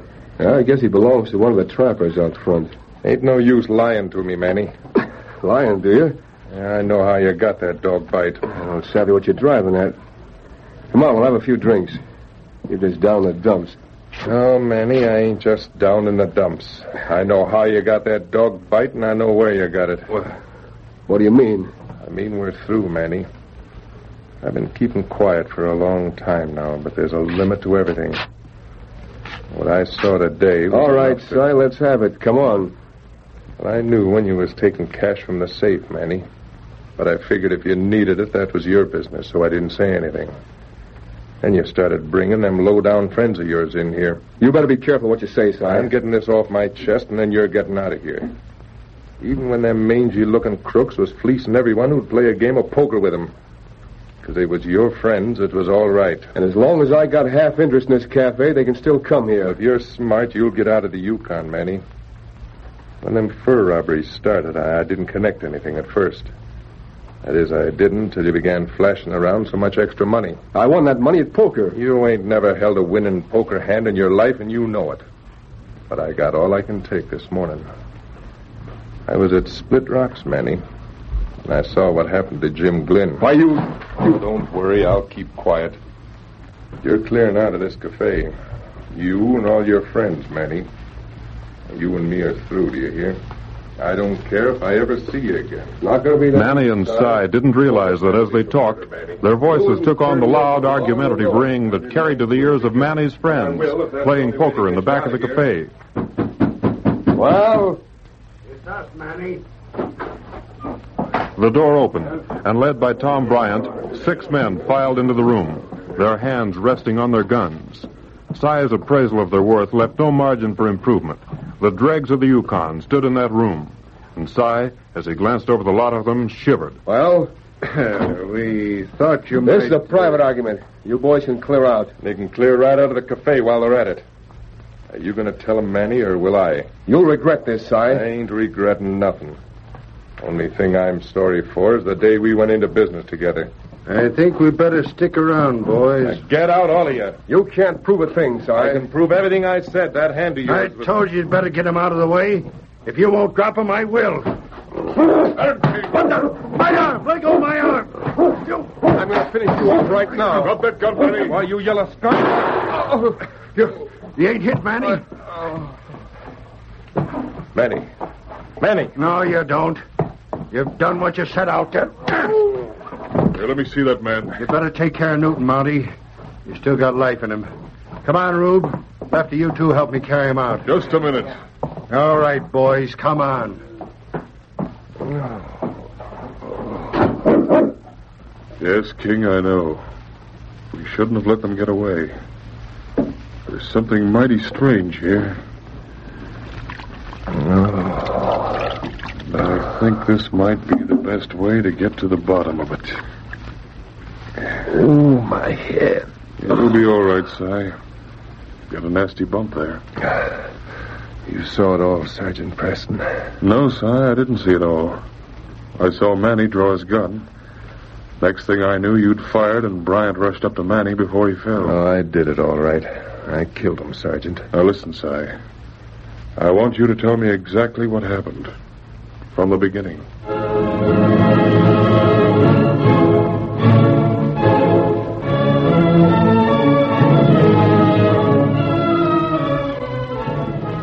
Then when I tried to go up to him, Bryant... Yes, I know.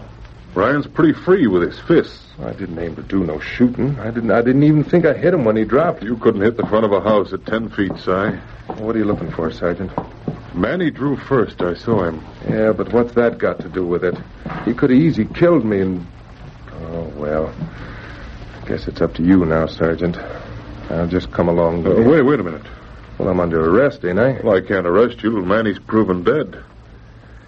Now, let's see. You were standing right here. I can't see what you're driving at. It seems to me... You stand here, Si. Here? Yes. Now... I thought so. What? I've got a murderer to catch, Si, and I need your help.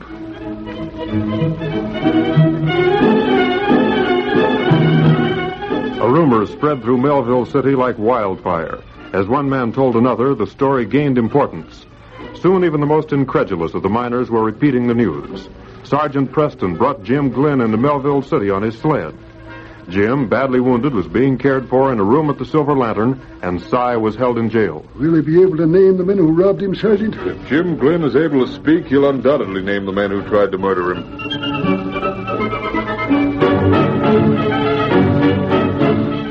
The miners and trappers who frequented the Silver Lantern speculated. Was Si responsible for the robbery as well as for the murder of Manny? Si confessed yet, Sergeant? Si refuses to talk.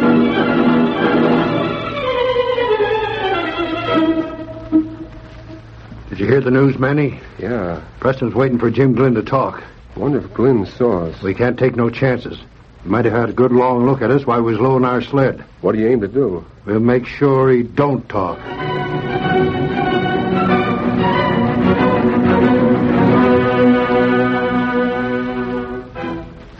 Late the next night, two men approached the back entrance to the Silver Lantern Cafe.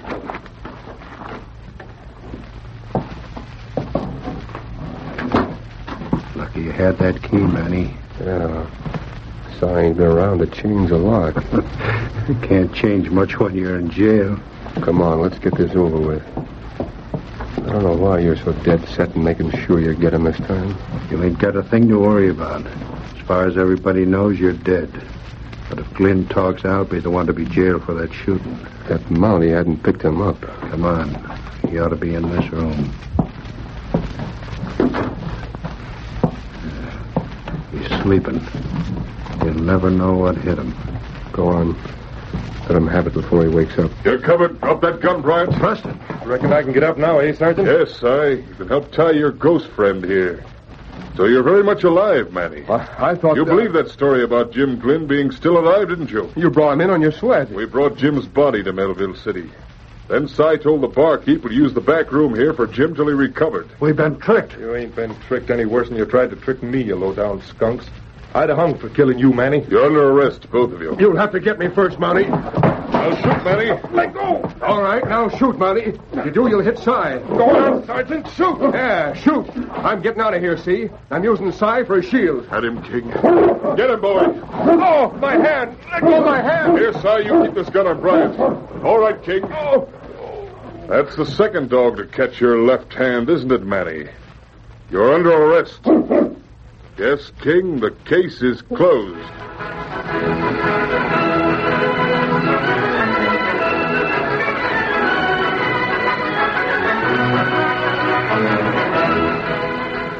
Challenge of the Yukon, a copyrighted feature of the Challenge of the Yukon Incorporated, brought to you every Saturday at this time, originated in the transcription studios of WXYZ Detroit. The characters and events in tonight's drama were fictitious. The Challenge of the Yukon.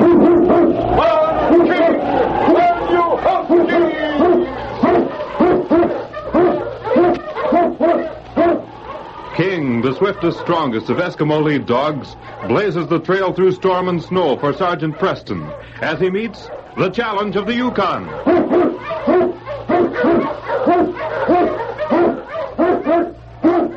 Sergeant Preston was typical of the small band of Northwest Mounted Police who preserved law and order in the Yukon during the gold rush of '98. That was the year that brought over 50,000 men swarming into the Klondike region, and the greed for gold led to frequent violence and bloodshed. But in spite of the odds against them, the force preserved a splendid record in maintaining the right. The challenge of the North was answered, and justice ruled triumphant.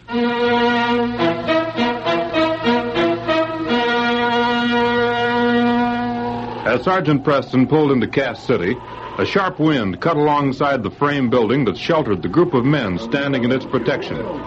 So deep were they in conversation that curious passers-by joined them, and in turn were caught up in a heated discussion. I tell you, all I had to see was them prints. Ain't nobody in the Yukon with feet that big. But why'd Ben Barton want to kill Matt Lawson? Don't make much sense to me. I heard Ben tell Lawson he'd get him when they had that fight in the cafe yesterday afternoon. He sure didn't waste much time. Hey, here comes Sergeant Preston.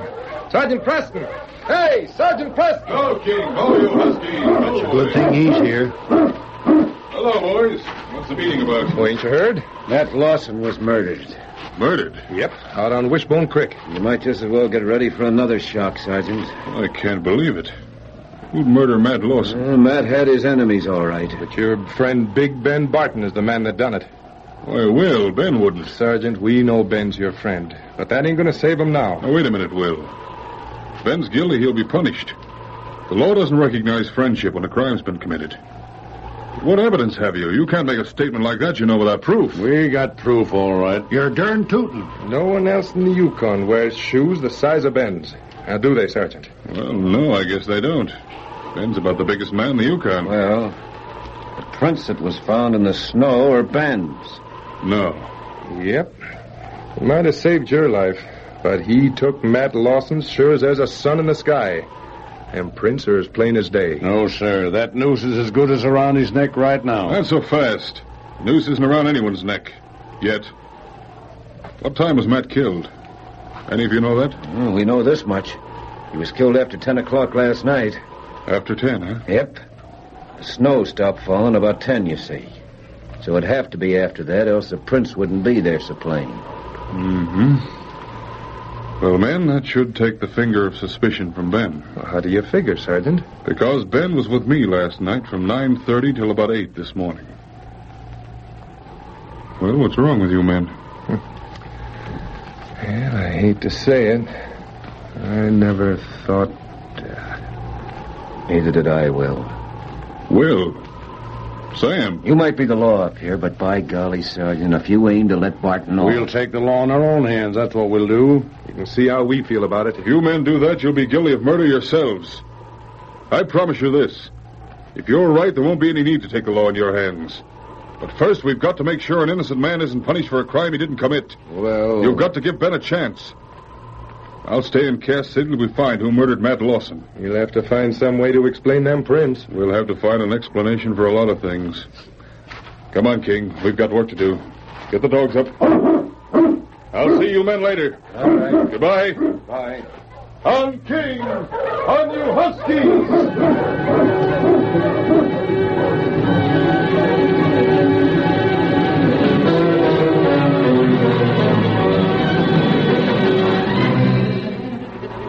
When Sergeant Preston left the small group of men, he headed his team for Big Ben Barton's cabin, further north toward the edge of Cass City. I hope he's there. I've got to talk to him. Ho, King. Ho, you Huskies. All right, King. Come on, fella. We'll see if Ben's inside.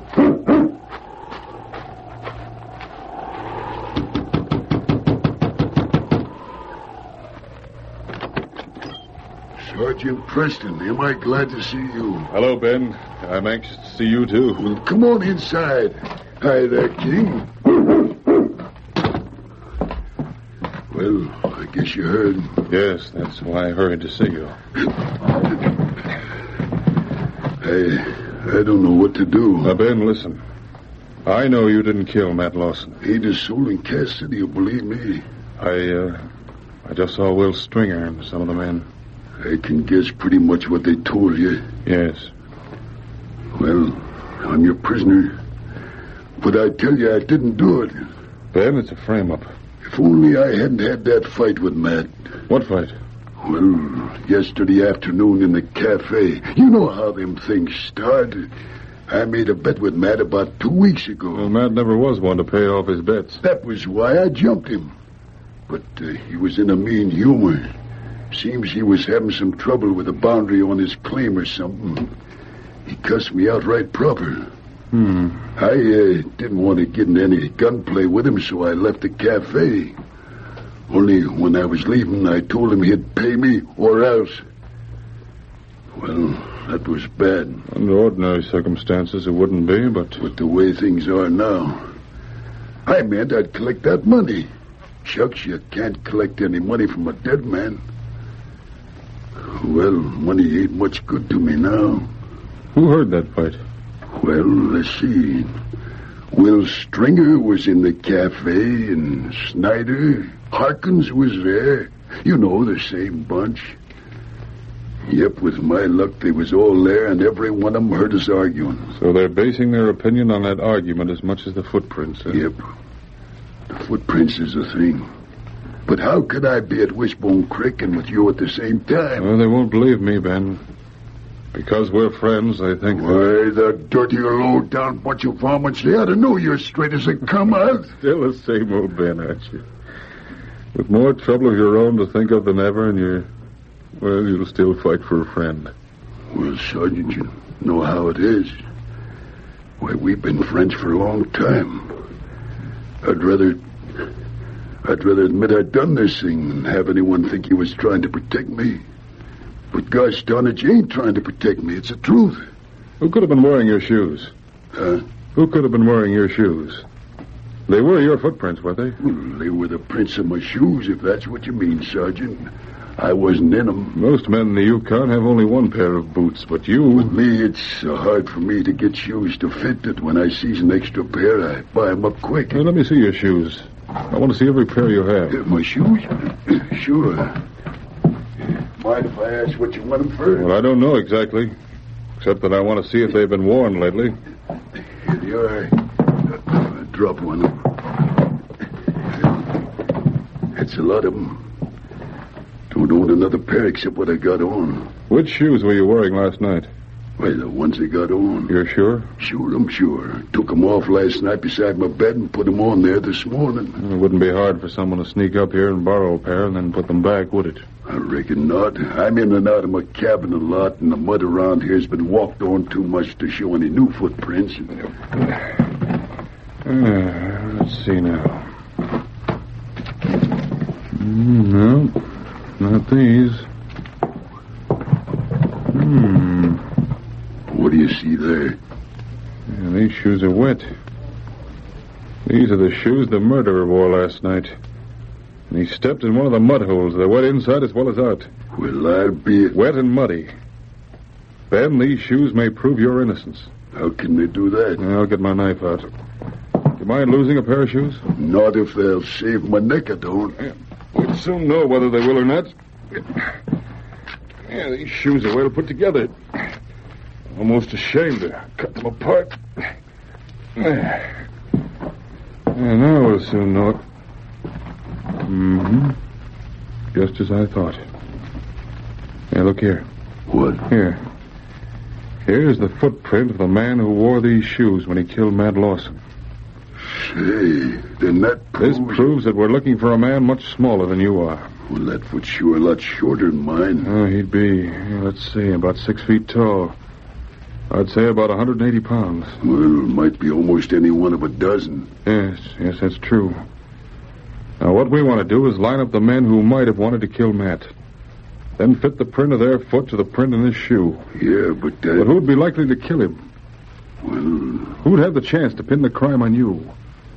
Someone was in the cafe yesterday and heard that argument. Yeah, but there was a crowd there. You can't... We want Matt out of the way. Come on, Ben, think.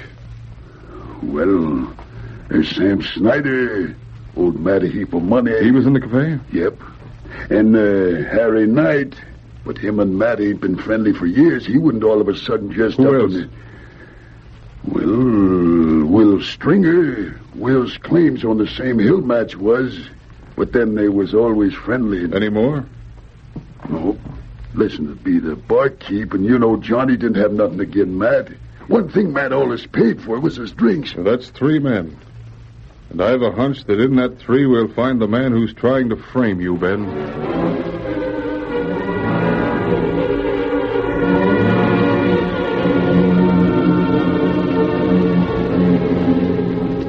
Early the next day, 3 men gathered in Ben Barton's cabin at the far edge of Cass City.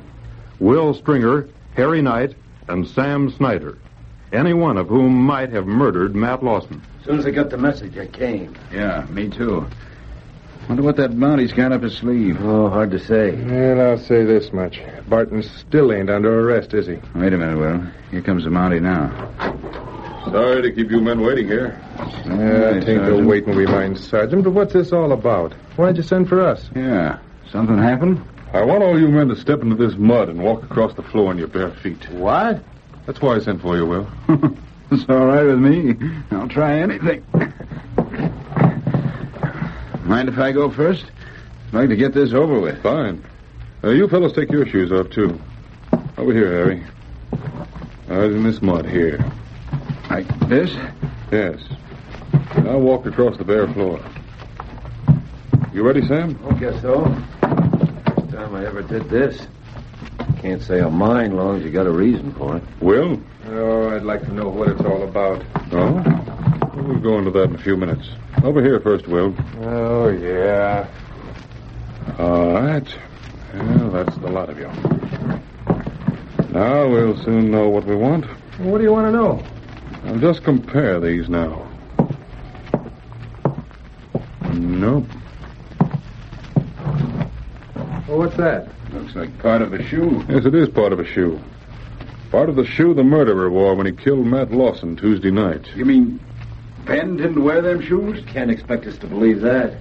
Ain't nobody here with feet that big. It isn't unheard of for one man to wear someone else's shoes, is it? Nobody could wear Ben's shoes. Well, for that matter, the shoes wouldn't necessarily have to fit the man wearing them.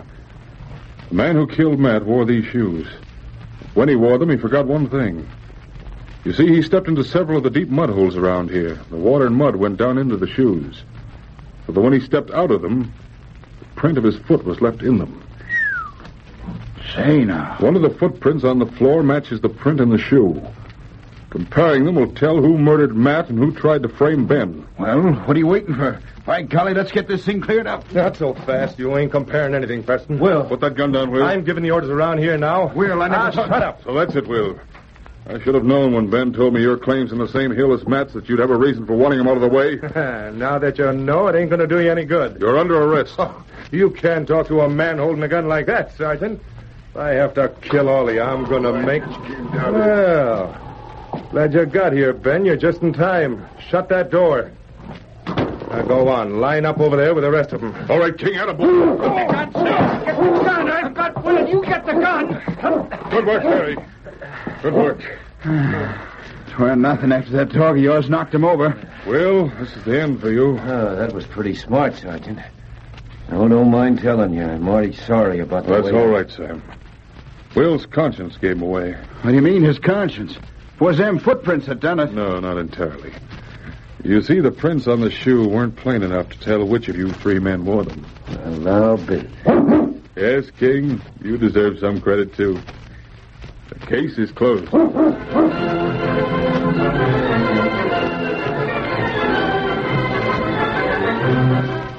Challenge of the Yukon, a copyrighted feature of the Challenge of the Yukon Incorporated, brought to you every Saturday at this time, originated in the transcription studios of WXYZ Detroit. The characters and events in tonight's drama were fictitious. The Challenge of the Yukon.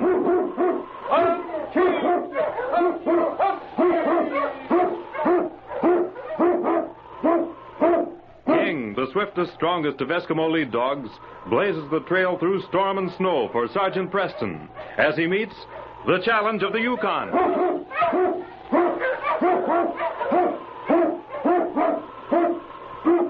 Sergeant Preston was typical of the small band of Northwest Mounted Police who preserved law and order in the Yukon during the gold rush of '98. That was the year that brought over 50,000 men swarming into the Klondike region, and the greed for gold led to frequent violence and bloodshed. But in spite of the odds against them, the force preserved a splendid record in maintaining the right. The challenge of the North was answered, and justice ruled triumphant.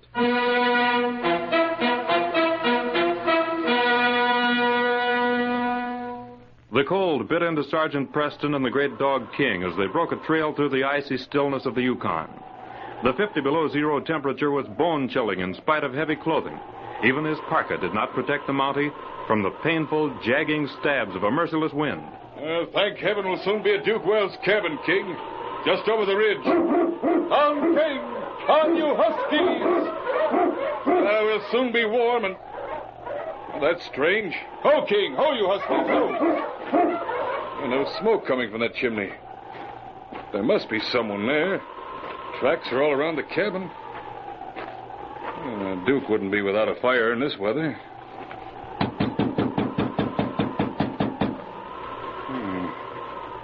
If it weren't for these tracks here, I'd think Duke had left Sutter's Creek. Looking this way. There's something wrong in there. Come on, King.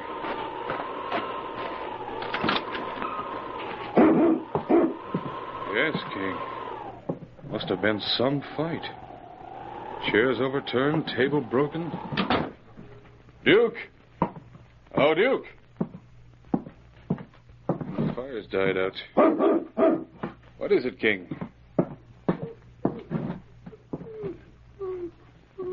Yes, King. He's dead. And it looks like he fought hard. But who? And why?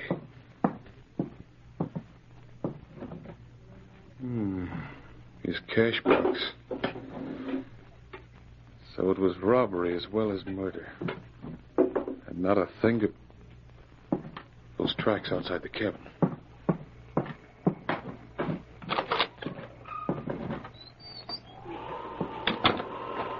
Now these tracks here leading to the cabin. But there are two sets of them. Oh, I see. These are the footprints of the murderer as he came to the cabin and when he left. And these over here, these are Duke's prints. So he was killed after it stopped snowing. King, get the dogs up. So that's why there was no smoke coming from the chimney. We have a murderer to track. And only some footprints in the snow for a clue. On King! On you huskies!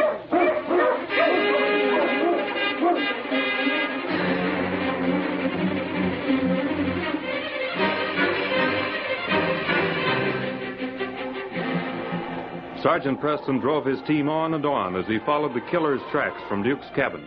Sharp and clear, they led through the snow. On King! On you huskies! Right into Deadwood City, huh? Well, we might be lucky, King. This kind of weather, there won't be too many other tracks. We'll be able to follow the...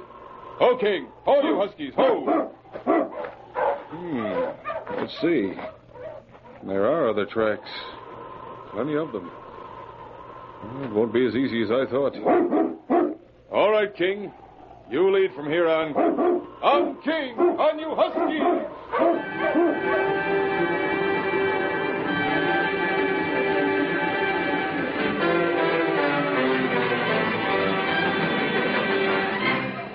There were other tracks cut in the snow as the Mountie drove his team into Deadwood City.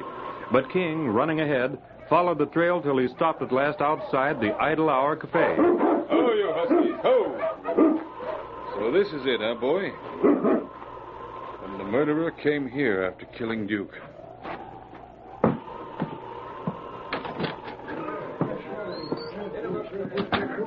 Sergeant Preston. Hello there, Will. How are you? Fine, fine. Say, you ain't been traveling far in this weather, have you? From Sutter's Creek. Seems to me you'd be better off making your living panning gold. At least you don't have to be out when the old thermometer drops down to below zero. Well, the law never rests, you know. You never rest anyways. It's a good thing, too. See that fella drinking down there at the end of the bar? Yes, Smith. Bart Smith. Yep. I recognized him as soon as he stepped in here. I got a circler in my pocket here.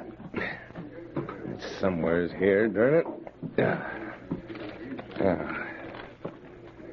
You see? Picture and everything. I think I begin to understand. Smith and Duke Wells used to work together back in the States. That's a fact. Of course, it ain't generally known that Duke ever crossed the law, but we get all kinds in the Yukon. Wells had been pretty straight lately. Settled down a lot. I guess he didn't want to get mixed up with Smith again. If he's smart, he'll stay away from that varmint. You can tell to look at him. He's rotten all the way through. Yes, that would be the motive then. When he saw the cash box, he couldn't pass up a chance for loot. What you talking about? Cash box loot? What are you aiming at, Sergeant? How long has he been here, Will? Blew in about an hour ago with the roughest gang I ever saw. An hour ago, huh? Yep. Say, what do you have? It's on the house, you know. Oh, thanks. I'll have Oh, it. never mind. Don't tell me. I'll get you a glass of milk. How's business? Oh, she's coming right along. This kind of weather's mighty helpful. Fellas like to come in and swap yarns over some drinks. But all they can do when the ground's froze solid. Yes. Looks as if all Deadwood City's in the idle hour. Don't hurt my feelings none, long as they pay in gold. Say, Sergeant, what's eating you? Face is a mile long. I told you I'd just come in from Sutter's Creek. Yeah? Ain't nobody much up there. I stopped at Duke Wells' cabin. He's dead, Will. Dead? Murdered. King and I trailed the killer here. Well, I'll be. You think Smith had... I don't know. Who was the last man in here before I came? That's a kind of a hard one to answer. I noticed so I could swear to anything. Seems to me old Harry Barber was the last one in. That was about 10 or 15 minutes ago. But like I say, I couldn't swear to it. Smith or one of his men Can it prove anything? No, the only thing I can do is compare his footprints with the prints I found outside Duke's cabin. You can't do that now. Why? Well, take a look outside. Must have got it mighty warmer. Snow. Yeah.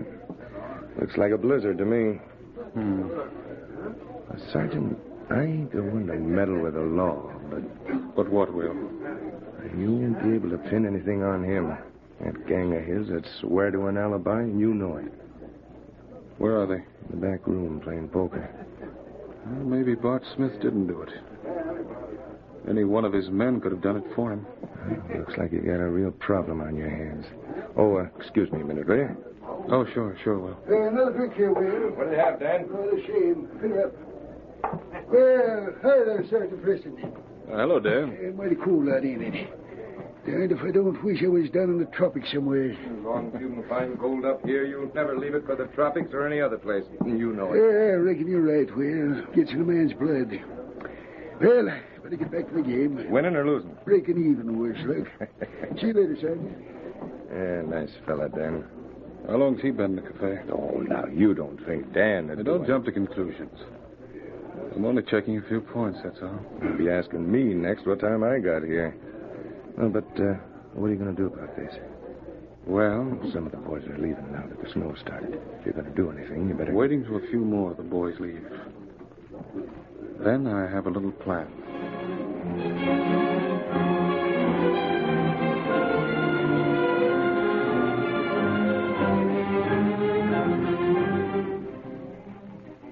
Sergeant Preston, with the faithful King at his side, waited till most of the crowd left the cafe. Soon there were but a handful of men gathered around the pot-bellied stove at the far end of the room, and a scattered few were still at the bar. What's that Mountie doing here, Bud? I don't know. Been in here now for an hour. He stands there drinking milk and looking around. Know who he is? Yeah, Mountie's a Mountie to me. Not this one. That's Sergeant Preston. Preston? Yeah. If Preston's after you, you might as well throw up your hand. It's the end of the trail. Not for me, it ain't. Want me to call out the rest of the boys? No. We'll call them if I need an alibi. There ain't no way he'd know you and Wells. Shut up, will you? Why don't you go out front and beller so the whole town can hear you? Oh, now, Bud, I didn't mean nothing. Guess I'm just uneasy. I didn't plan to let Duke have it. He wouldn't split the claim, huh? Split it? He didn't want to have anything to do with us. Said he was going straight. Boy, he sure changed.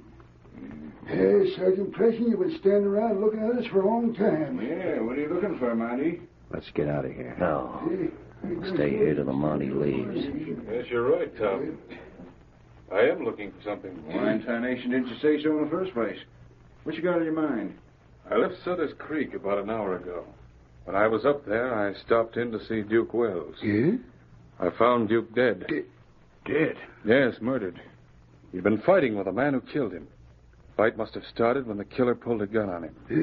Got any idea who done it, Sergeant? When two men are fighting, it's almost impossible not to find a piece of clothing torn from a coat, a few hairs, or a button. Little things like that are what most killers leave at the crime if there's been a struggle. Oh, so that's what you're looking for, huh? Pretty smart. Well, looks like we better line up here so you can look us over. Ain't nothing tore off my coat. Yes, that's a good idea. Can't say as I know anyone that have any reason to kill Duke. He's a peaceable enough critter. He sure was. Never bothered anyone. Mountie, I guess this leaves me out. I'm a stranger here in Deadwood City, so I'll just leave while you go on with your investigation. Quiet, boy. You say you're a stranger? Yeah. Bart Smith's the name. Just came in from Circle City with Slim here. Well, it's just a formality. I want to see the coat on every man in the cafe. That means me, too, I guess. Yes, you too, Will. Don't have any buttons off my coat. Well, let's see. All right, Tom. Well, let's see, Dan. Mm-hmm. Oh, you don't, Mountie. Put down that gun. I'll put it down when I'm ready. Now you get in line. Go on, over there. You're listening to me. Reach, all of you. Higher. You won't get away with this. You let me worry that out. He must be the one that killed... Yeah, I am. I'll kill any one of you that steps through the door of this cafe. It means business, fellas. You yellow pool cat. Shut up, Dan. He's already killed Duke Wells, ain't he? I'm leaving here now, see? Come on, Slim. And remember, I'll shoot anyone that steps out of this door. You'll never get through that door, Smith. Let him kick. Get him. Oh, I'll take care of him. All right, Bart, get up. Oh, my hands, that much. Yeah, nice work, King, old fella. You're pretty handy with your fists, Will. I used to be a prize fighter in my younger days. And boy, how I'd like a chance at that no-good rat. Hey, Sergeant. No, he's under arrest, Will. He deserves a beating, but you'll have to settle for a hanging. Wait a minute. He don't have any buttons off his coat. Oh, that's right. And I don't see any other clues either. No, Will, there aren't any. It was his conscience that convicted him. You see, boys, sometimes the policeman has to play hunches. Well, I'll be... Pretty smart, I'd say. Yes, King, old boy. With your help, another case is closed.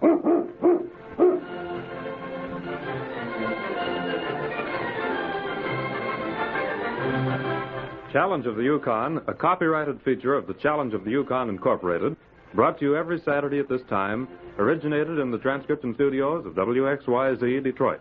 The characters and events in tonight's drama were fictitious.